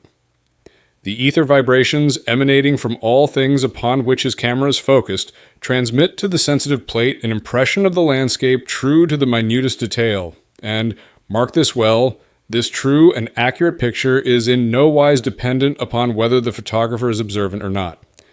It will remain upon the plate and may be reproduced under proper conditions. Such is the subconscious memory, and it is generated automatically by each of us during every moment of time, independently of our volition, in the following manner. From the first breath which we draw after birth to our last dying gasp, we inspire air which is charged with pictures of our surroundings, and the same ether which carries that picture to the retina of our eye is inhaled into our lungs where it enters the blood. Thus it reaches the heart in due time. In the left ventricle of that organ, near the apex, there is one little atom which is particularly sensitized and which remains in the body all through life. It differs in this respect from all other atoms which come and go, for it is the particular property of God and of a certain spirit. This atom may be called the book of the recording angel, for as the blood passes through the heart, cycle after cycle, the pictures of our good and evil acts are inscribed thereon to the minutest detail. This record may be called the subconscious memory. It forms the basis of our future life when reproduced as a panorama just subsequent to death. By removal of the seed atom, which corresponds to the sensitized plate in a camera, the reflecting ether of the vital body serves as a focus, and as the life unrolls slowly backwards from death to birth, the pictures thereof are etched into the desire body, which will be our vehicle during our sojourn in purgatory, and the first heaven, where evil is eradicated and good assimilated, so that in a future life the former may serve as conscience to withhold the man from repeating mistakes of the past, and the latter will spur us to greater good. A phenomenon similar to the panorama of life usually takes place when a person is drowning. People who have been resuscitated speak of having seen their whole life in a flash. That is because, under such conditions, the vital body also leaves the dense body. Of course, there is no rupture of the silver cord, or life could not be restored. Unconsciousness follows quickly in drowning, while in the usual post-mortem review, the consciousness continues until the vital body collapses in the same manner that it does when we go to sleep. Then consciousness ceases for a while and the panorama is terminated. Therefore, also the time occupied by the panorama varies with different persons according to whether the vital body was strong and healthy or had become thin and emaciated by protracted illness. The longer the time spent in review and the more quiet and peaceful the surroundings, the deeper will be the etching which is made in the desire body. As already said, that has a most important and far-reaching effect. For then, the sufferings which the spirit will realize in purgatory on account of bad habits and misdeeds will be much more keen than if there is only a slight impression, and in a future life the still small voice of conscience will warn so much more insistently against mistakes which caused sufferings in the past. When conditions are such at the time of death that the spirit is disturbed by outside conditions, for instance the din and turmoil of a battle, the harrowing conditions of an accident, or the hysterical wailings of relatives, the distraction prevents it from realizing an appropriate depth in the etching upon the desire body. Consequently, its post-mortem existence becomes vague and insipid. The spirit does not harvest fruits of experience as it should have done had it passed out of the body in peace and under normal conditions. It would therefore lack incentive to good in a future life, and miss the warning against evil which a deep etching of the panorama of life would have given. Thus its growth would be retarded in a very marked degree, but the beneficent powers in charge of evolution take certain steps to compensate for our ignorant treatment of the dying and other untoward circumstances mentioned. What these steps are, we shall discuss when considering the life of children in heaven. For the present, let it be sufficient to say that in God's kingdom every evil is always transmuted to a greater good, though the process may not be at once apparent. Purgatory. During life, the collapse of the vital body at night terminates our view of the world about us and causes us to lose ourselves in unconsciousness of sleep. When the vital body collapses just subsequent to death and the panorama of life is terminated, we also lose consciousness for a time, which varies according to the individual. A darkness seems to fall upon the spirit. Then, after a while, it wakes up and begins dimly to perceive the light of the other world, but is only gradually accustomed to the altered conditions. It is an experience similar to that which we have when coming out of a darkened room into sunlight, which blinds us by its brilliancy, until the pupils of our eyes have contracted, so that they admit a quantity of light bearable to our organism. If under such a condition we turn momentarily from the bright sunlight and look back into the darkened room, objects there will be much more plain to our vision than things outside which are illumined by the powerful rays of the sun. So it is also with the spirit. When it has first been released from the body, it perceives sights, scenes, and sounds of the material world, which it has just left, much more readily than it observes the sights of the world it is entering. Wordsworth, in his Ode to Immortality, noted a similar condition in the case of newborn children, who are all clairvoyant and much more awake to the spiritual world than to this present plane of existence. Some lose the spiritual sight very early, others retain it for a number of years, and a few keep it all through life. But as the birth of a child is a death in the spiritual world, and it retains the spiritual sight for a time, so also death here is a birth upon the spiritual plane, and the newly dead retain a consciousness of this world for some time subsequent to demise.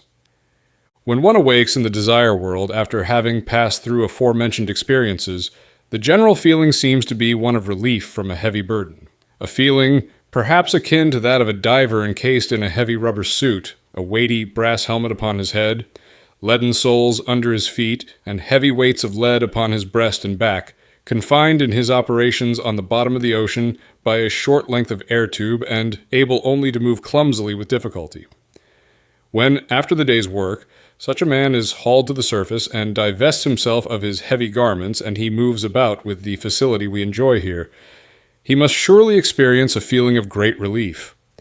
Something like that is felt by the spirit when it has been divested of the mortal coil and is able to roam all over the globe instead of being confined to the narrow environment which bound it upon earth. There is also a feeling of relief for those who have been ill. Sickness, such as we know it, does not exist there. Neither is it necessary to seek food and shelter, for in that world there is neither heat nor cold. Nevertheless, there are many in the purgatorial regions who go to all bothers of housekeeping, eating, and drinking just as we do here. Georges du Maurier, in his novel Peter Ibbotson, gives a very good idea of this condition in the life lived between the hero and the Countess of Towers. This novel also illustrates splendidly what has been said of the subconscious memory, for Georges du Maurier has somehow discovered an easy method which anyone may apply to do what he calls dreaming true. By taking a certain position and going to sleep, it is possible, after a little practice, to compel the appearance in a dream of any scene in our past life which we desire to live over again. The book is well worth reading on that account. When a fiery nebula has been formed in the sky and commences to revolve, a little matter in the center where motion is slowest commences to crystallize. When it has reached a certain density, it is caught in the swirl and whirled nearer and nearer to the outward extremity of what has, by that time, become the equator of a revolving globe. Then it is hurled into space and discarded from the economy of the revolving sun. This process is not accomplished automatically, as scientists would have us believe, an assertion which has been proven in the Rosicrucian cosmoconception and other places in our literature. Herbert Spencer also rejected the nebular theory because it required a first cause, which he denied, though unable to form a better hypothesis of the formation of solar systems. But it is accomplished through the activity of a great spirit, which we may call God, or by any other name we choose. As above, so below, says the Hermetic axiom. Man, who is a lesser spirit, also gathers about himself spirit substance, which crystallizes into matter and becomes the visible body which the spiritual sight reveals as placed inside an aura of finer vehicles. The latter are in constant motion. When the dense body is born as a child, it is extremely soft and flexible.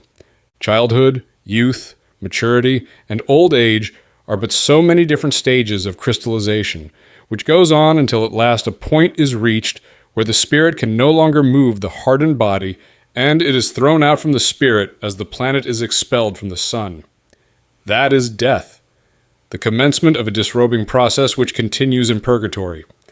The low, evil passions and desires we cultivated during life have crystallized the desire stuff in such a manner that that also must be expelled.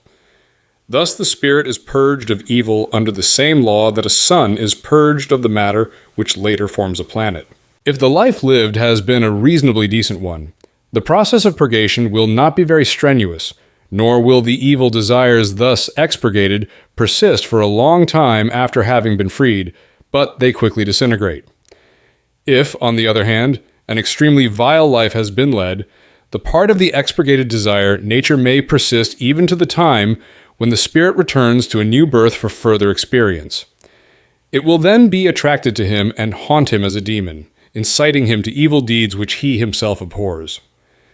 The story of Dr. Jekyll and Mr. Hyde is not a mere fanciful idea of Robert Louis Stevenson, but is founded upon facts well known to spiritual investigators.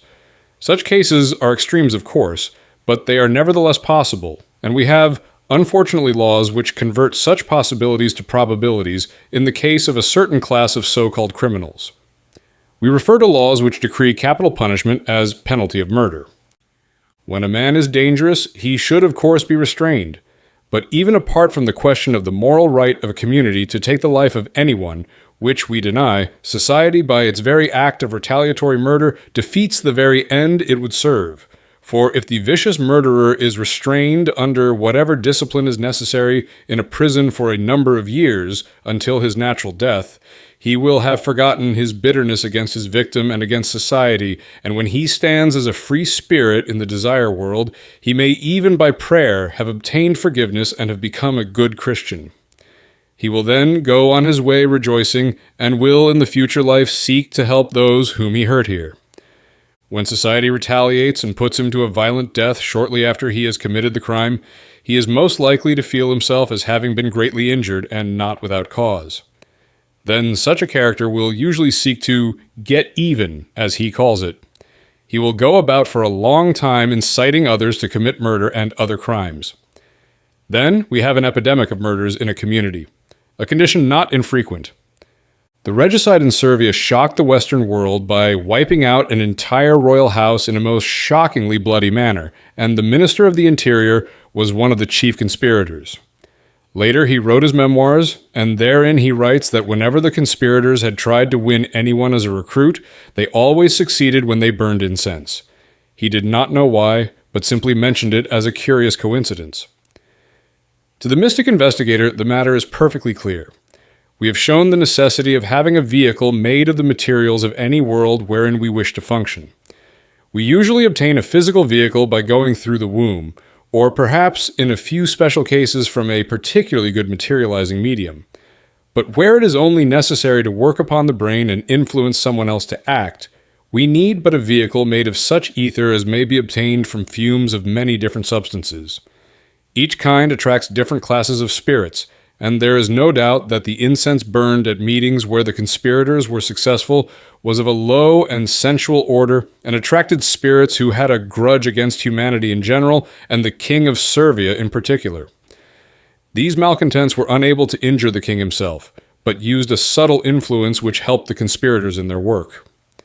The released murderer, who has a grudge against society on account of his execution, may enter low gambling saloons where the fumes of liquor and tobacco furnish ample opportunity for working upon the class of people who congregate in such places, and the man whose spiritual sight has been developed is often sadly impressed when he sees the subtle influences to which those who frequent such places are exposed. It is a fact, of course, that a man must be of a low caliber to be influenced by low thoughts, and that it is as impossible to incite a person of benevolent character to do murder, unless we put him into a hypnotic sleep, as to make a tuning fork, which vibrates to C sing by, striking another attuned to the key of G. But the thoughts of both living and dead constantly surround us, and no man ever thought out a high spiritual philosophy under the influence of tobacco fumes, or while imbibing alcoholic stimulants. Were capital punishment, newspaper notoriety of criminals, the manufacture of liquor and tobacco eliminated from society, the gun factories would soon cease to advertise and go out of business along with most of the locksmiths. The police force would decrease, so would jails, and taxes would be correspondingly minimized. When a person enters purgatory, he is exactly the same person as before he died. He has just the same appetites, likes and dislikes, sympathies and antipathies as before. There is one important difference, however, namely, that he has no dense body wherewith to gratify his appetites. The drunkard craves drink, in fact, far more than he did in this life, but has no stomach which can contain liquor and cause chemical combustion necessary to bring about the state of intoxication in which he delights. He may and does enter saloons where he interpolates his body into the body of a physical drunkard, so that he may obtain his desires at second hand, as it were, he will incite his victim to drink more, pg 1/60 and more.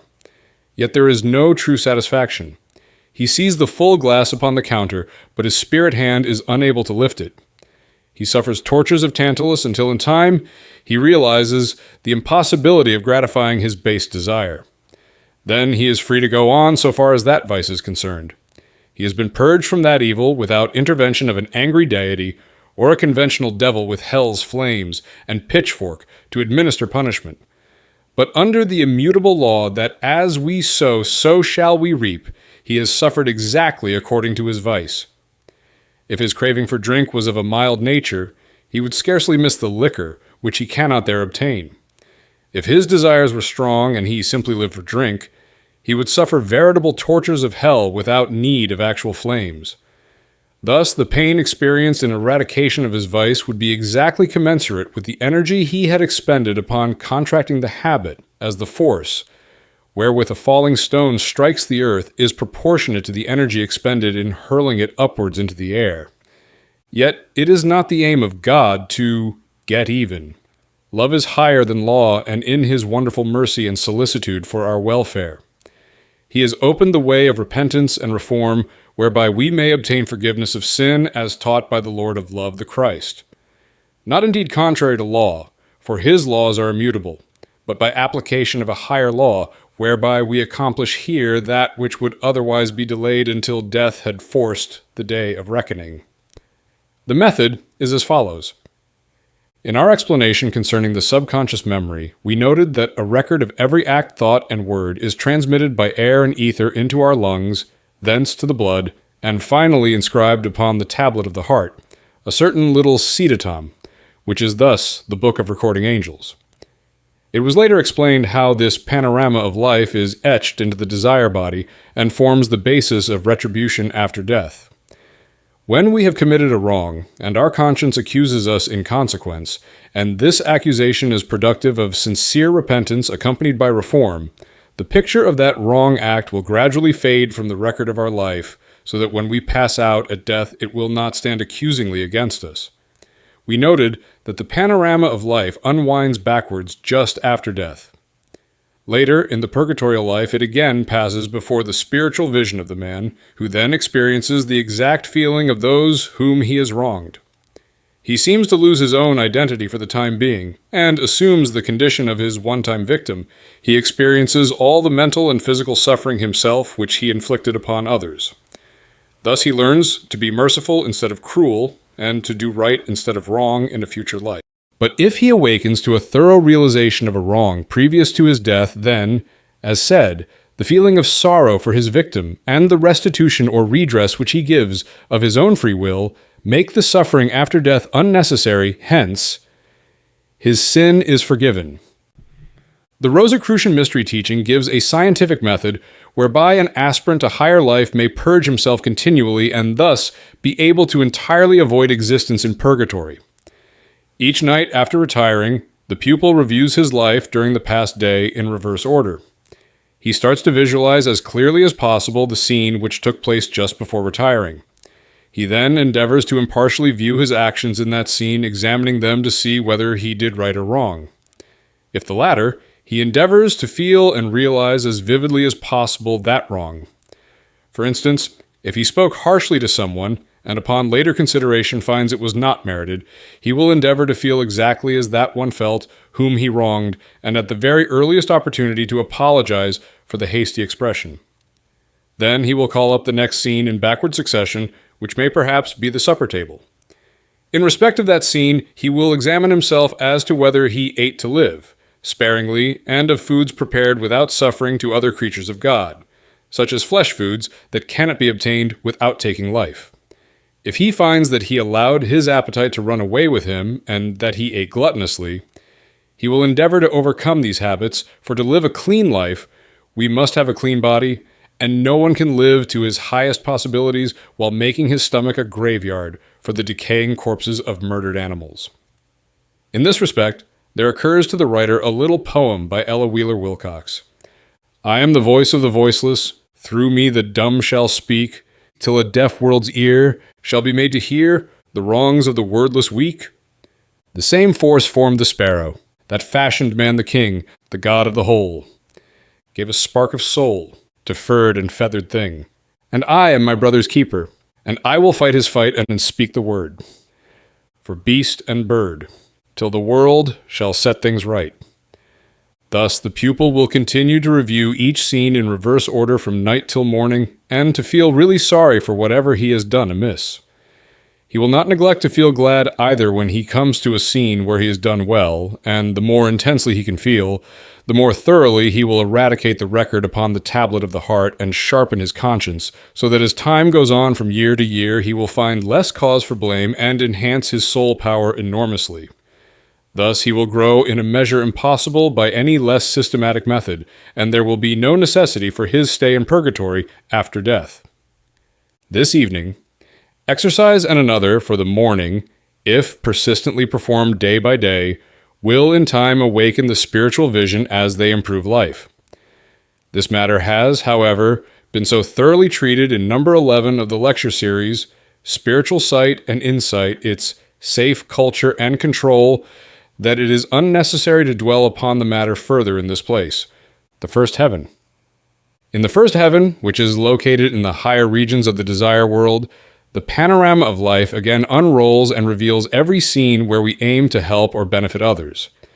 They were not felt at the time the spirit was in the lower regions, for higher desires cannot express themselves in the coarse matter composing the lower regions of the desire world. But when the spirit ascends to the first heaven, it reaps from each scene all the good which it expressed in life. It will feel the gratitude poured out by those whom it helped, and if it comes to a scene where itself received a favor from others and was grateful, it will experience the gratitude anew. The sum of all these feelings is there amalgamated into the spirit to serve in a future life as incentives to good. Thus the soul is purged from evil in purgatory, and strengthened in good in the first heaven. In one region, the extract of sufferings become conscience to deter us from doing wrong. In the other region, the quintessence of good is transmuted to benevolence and altruism, which are the basis of all true progress.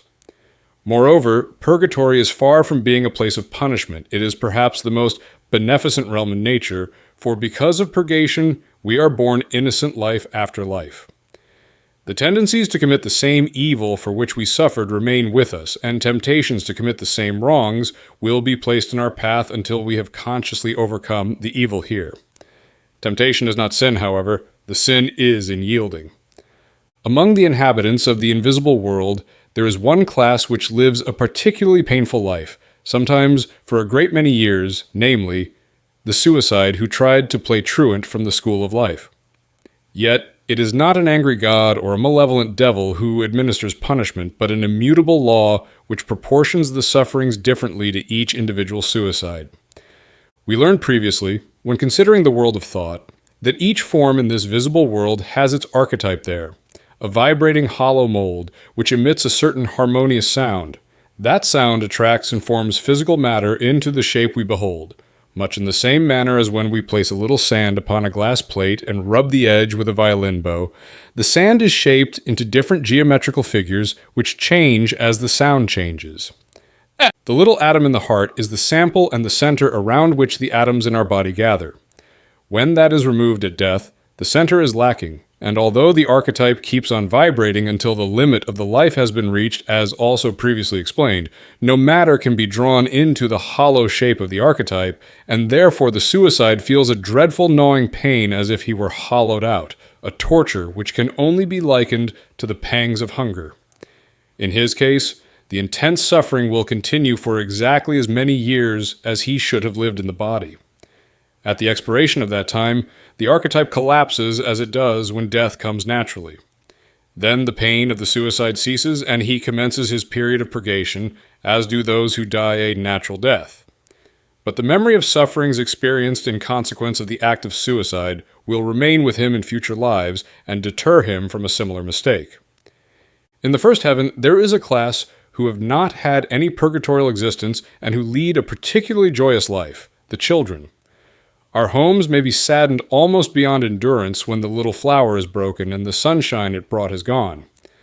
But could we see the beautiful existence which these little ones lead, and did we understand the great benefits which accrue to a child from its limited stay there, our sorrow would be at least ameliorated in a great measure, and the wound upon our heart would heal more quickly.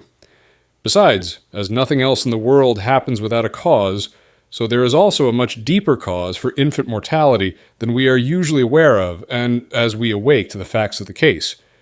We shall be able to avoid in future the sorrow incident to loss of our little ones. To understand the case properly, we must revert to the experiences of the dying in the death hour. We remember that the panorama of the past life is etched upon the desire body during a period varying from a few hours to 3½ days, just subsequent to demise. We recall also that upon the depth of this etching depends the clearness of the picture, and that the more vivid this panorama of life, the more intensely will the spirit suffer in purgatory and feel the joys of heaven. Also, that the greater the suffering in purgatory, the stronger the conscience in the next life. It was explained how the horrors of death upon the battlefield, in an accident or other untoward circumstances, would prevent the spirit from giving all its attention to the panorama of life, with the result that there would be a light etching in the desire body, followed by a vague and insipid existence in purgatory and the first heaven. It was also stated that hysterical lamentations in the death chamber would produce the same effect. A spirit which had thus escaped suffering proportionate to its misdeeds, and which had not experienced the pleasure commensurate with the good it had done, would not in a future life have as well developed a conscience as it ought to have, nor would it be as benevolent as it ought to be, and therefore the life, terminated under conditions over which the spirit had no control, would be partly wasted. The great leaders of humanity therefore take steps to counteract such a calamity and prevent an injustice. The spirit is brought to birth, caused to die in childhood, it re-enters the desire world, and in the first heaven it is taught the lessons of which it was deprived previously. As the first heaven is located in the desire world, which is the realm of light and color, where matter is shaped most readily by thought, the little ones are given wonderful toys impossible of construction here. They are taught to play with colors, which work upon their moral character in exactly the manner each child requires. Anyone who is at all sensitive is affected by the color of his clothing and surroundings. Some colors have a depressing effect, while others inspire us with energy, and others again soothe and comfort us. In the desire world, the effect of colors is much more intense. They are much more potent factors of good and evil there than here, and in this color play, the child imbibes unconsciously the qualities which it did not acquire on account of accident or lamentations of relatives. Often it also falls to the lot of such relatives to care for a child in the invisible world, or perhaps to give it birth and see it die. Thus they receive just retribution for the wrong committed. As wars cease and man learns to be more careful of life and also how to care for the dying, infant mortality, which now is so appalling, will decrease. The second heaven. When both the good and evil of a life has been extracted, the spirit discards its desire body and ascends to the second heaven. The desire body then commences to disintegrate as the physical body and the vital body have done, but it is a peculiarity of desire stuff that once it has been formed and inspired with life, it persists for a considerable time. Even after that life has fled, it lives a semi-conscious, independent life. Sometimes it is drawn by magnetic attraction to relatives of the spirit whose clothing it was, and at spiritualistic seances these shells generally impersonate the departed spirit and deceive its relatives. As the panorama of the past life is etched into the shells, they have a memory of incidents in connection with these relatives, which facilitates the deception. But as the intelligence has fled, they are of course unable to give any true counsel, and that accounts for the inane, goody-goody nonsense of which these things deliver themselves. When passing from the first to the second heaven, the spirit experiences the condition known and described previously as the Great Silence, where it stands utterly alone, conscious only of its divinity. When that silence is broken, there floats in upon the spirit celestial harmonies of the world of tone, where the second heaven is located. It seems then to lave in an ocean of sound and to experience a joy beyond all description and words as it nears its heavenly home. For this is the first of the truly spiritual realms from which the spirit has been exiled during its earth life, and the subsequent post-mortem existence. In the desire world, its work was corrective, but in the world of thought, the human spirit becomes one with the nature forces and its creative activity begins. Under the law of causation, we reap exactly what we sow, and it would be wrong to place one spirit in an environment where there is a scarcity of the necessities of life, where a scorching sun burns the crop and millions die from famine, or where the raging flood sweeps away primitive habitations not built to withstand its ravages, and to bring another spirit to birth in a land of plenty, with a fertile soil which yields a maximum of increase with a minimum of labor, where the earth is rich in minerals that may be used in industry to facilitate transportation of products of the soil from one point to another. If we were thus placed without action or acquiescence upon our part, there would be no justice. But as our post-mortem existence in purgatory and the first heaven is based upon our moral attitude in this life, so our activities in the second heaven are determined by our mental aspirations, and they produce our future physical environment. For in the second heaven, the spirit becomes part of the nature forces which work upon the earth and change its climate, flora, and fauna. A spirit of an indolent nature, who indulges in daydreams and metaphysical speculations here, is not transformed by death respecting its mental attitude any more than regarding its moral propensities. It will dream away time in heaven, glorying in its sights and sounds. Thus it will neglect to work upon its future country and return to a barren and arid land. Spirits, on the other hand, whose material aspirations lead them to desire so-called solid comforts of hearth and home, who aim to promote great industries and whose mind is concerned in trade and commerce, will build in heaven a land that will suit their purpose, fertile, immineralized with navigable rivers and sheltered harbors. They will return in time to enjoy upon earth the fruits of their labors in the second heaven, as they reap the result of their life upon earth in purgatory and the first heaven. The third heaven. In the third heaven, most people have very little consciousness for reasons explained in connection with the region of abstract thought, for there the third heaven is located. It is therefore more of a place of waiting where the spirit rests between the time when its labors in the second heaven have been completed and the time when it again experiences the desire for rebirth.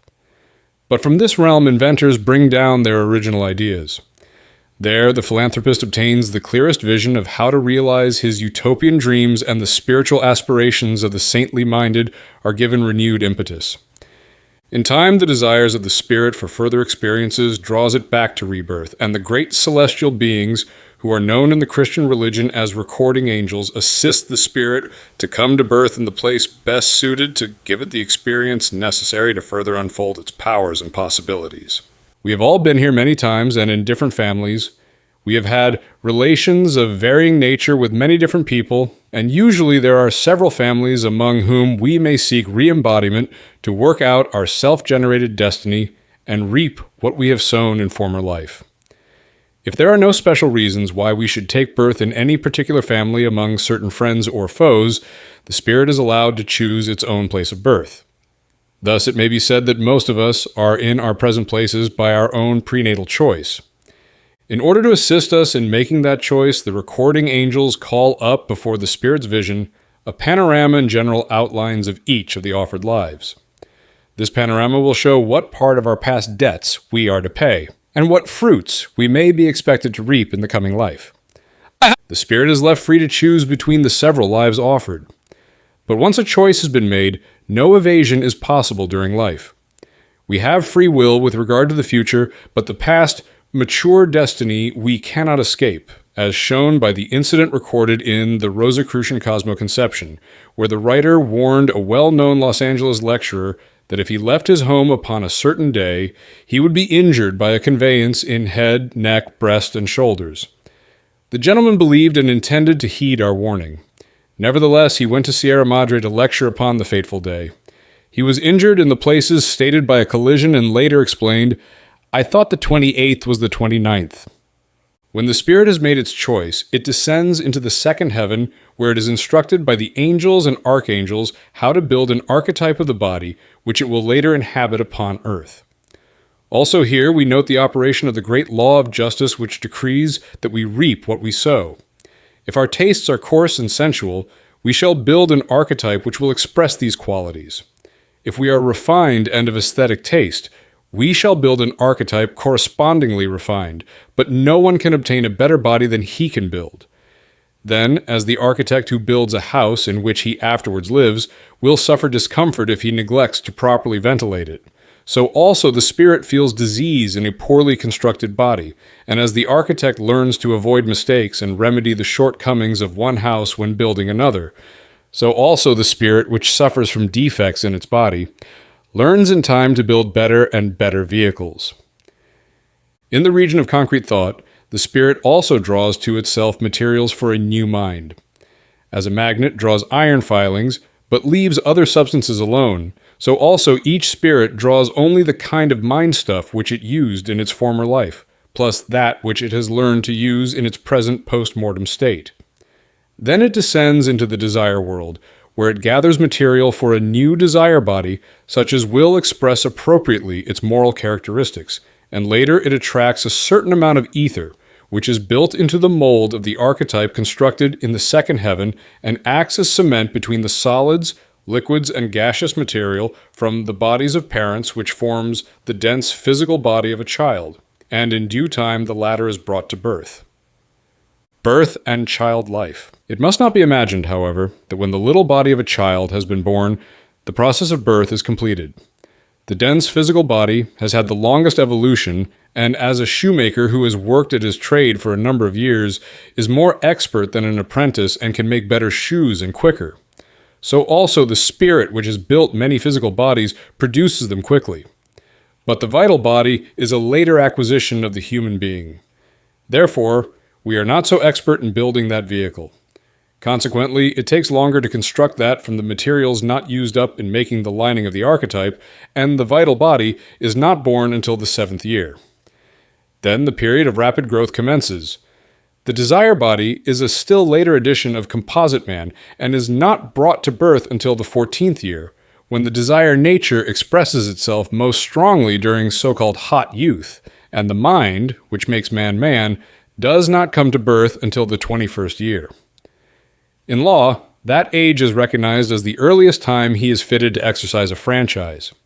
This knowledge is of the utmost importance to parents, as a proper understanding of the development which should take place in each of the septenary epochs enables the educator to work intelligently with nature and thus fulfill more thoroughly the trust of a parent than those who are ignorant of the Rosicrucian mystery teaching.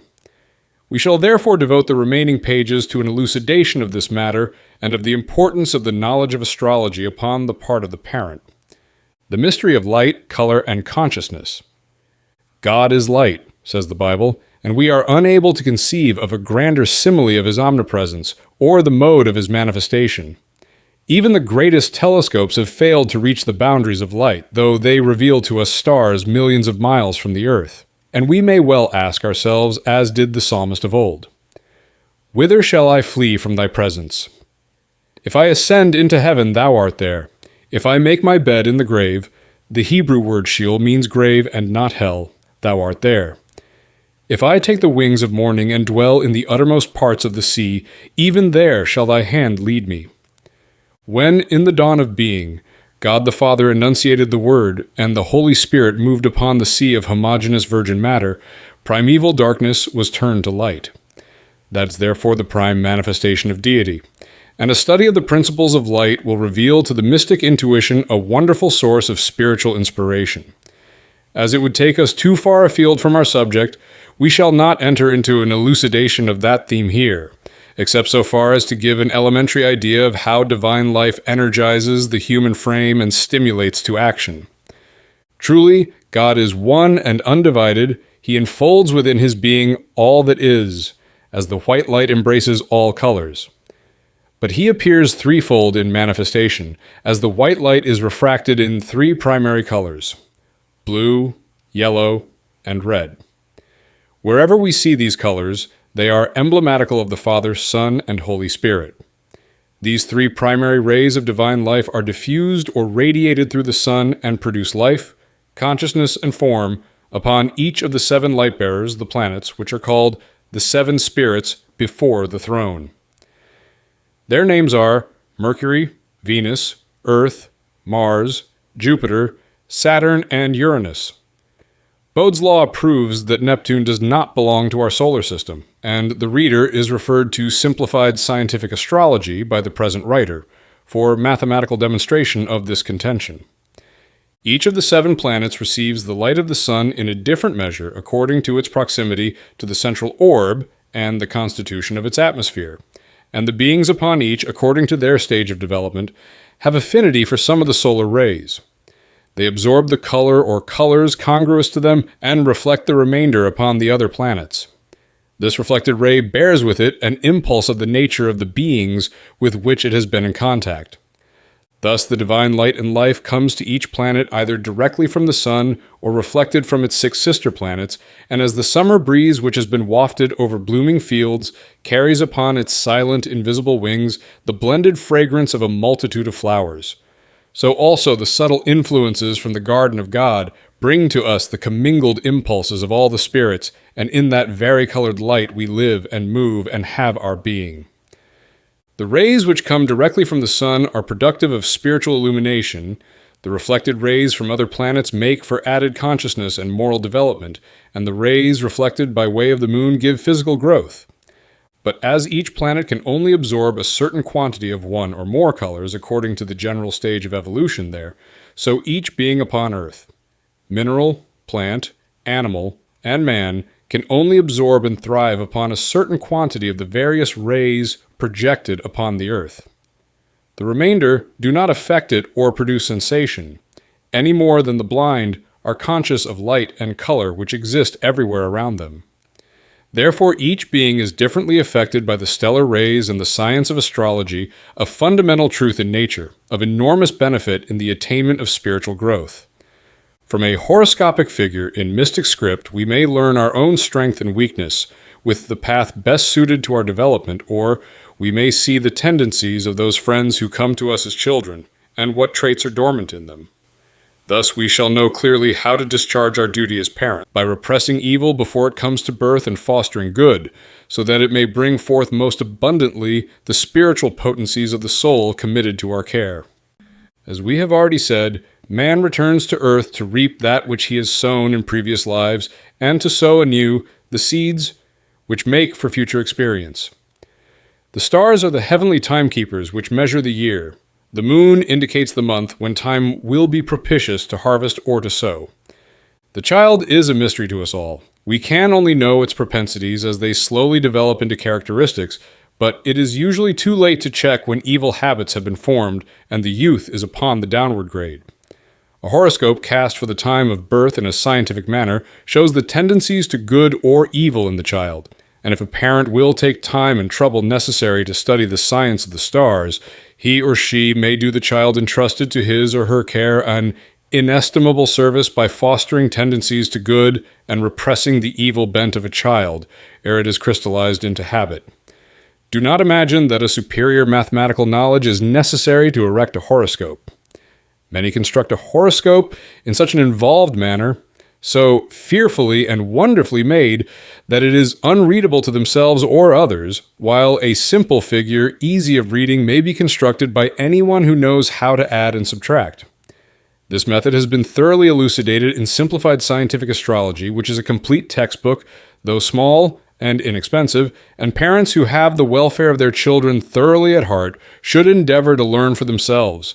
For even though their ability may not compare with that of a professional astrologer, their intimate knowledge of the child and their deep interest will more than compensate for such lack and enable them to see most deeply into the child's character by means of its horoscope. Education of children. Respecting the birth of the various vehicles and the influence which that has upon life, we may say that during the time from birth to the 7th year, the lines of growth of the physical body are determined. And as it has been noted that sound is builder both in the great and small, we may well imagine that rhythm must have an enormous influence upon the growing and sensitive little child's organism. The Apostle John, in the 1st chapter of his Gospel, expresses this idea mystically in the beautiful words, "In the beginning was the Word, and without it was not anything made that was made, and the Word became flesh." The word is a rhythmic sound which issued from the Creator, reverberated through the universe, and marshaled countless millions of atoms into the multiplex variety of shapes and forms which we see about us. The mountain, the Mayflower, the mouse, and the man are all embodiments of that great cosmic word which is still sounding through the universe and which is still building and ever building, though unheard by our insensitive ears. But though we do not hear that wonderful celestial sound, we may work upon the little child's body by terrestrial music, and though the nursery rhymes are without sense, they are nevertheless bearers of a wonderful rhythm, and the more a child is taught to say, sing, and repeat them, to dance and to march to them, the more music is incorporated into a child's daily life, the stronger and healthier will be its body in future years. There are two mottos which apply during this period, one to the child and the other to the parent: example and imitation.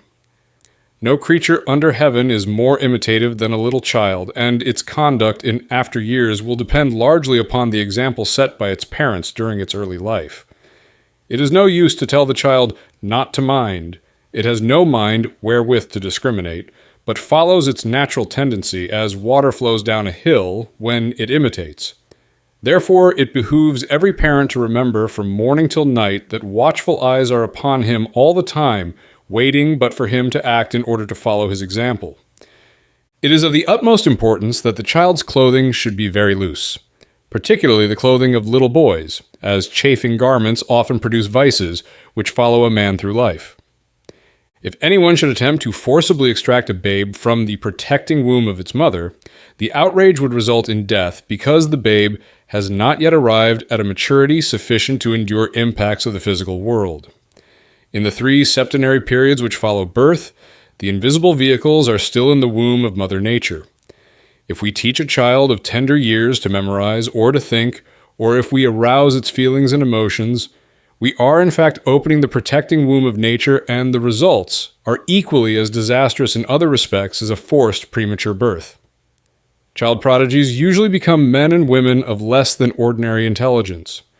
We should not hinder the child from learning or thinking of his own volition, but we should not goad them on as parents often do to nourish their own pride.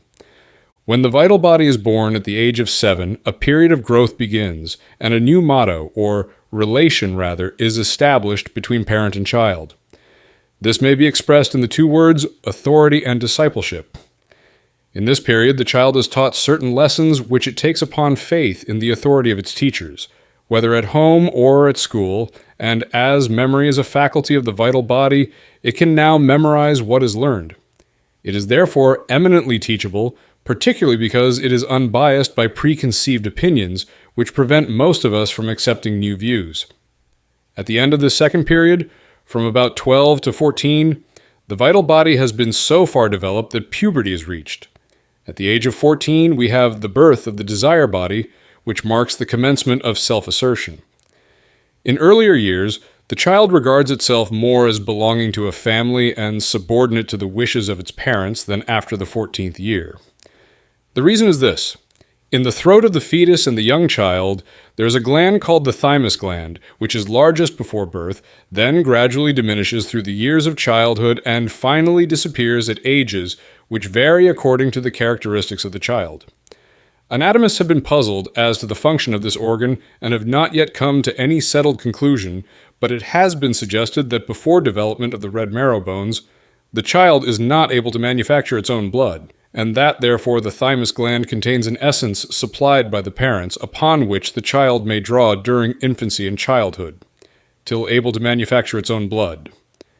That theory is approximately true, and as the family blood flows in the child, it looks upon itself as part of the family and not as an ego.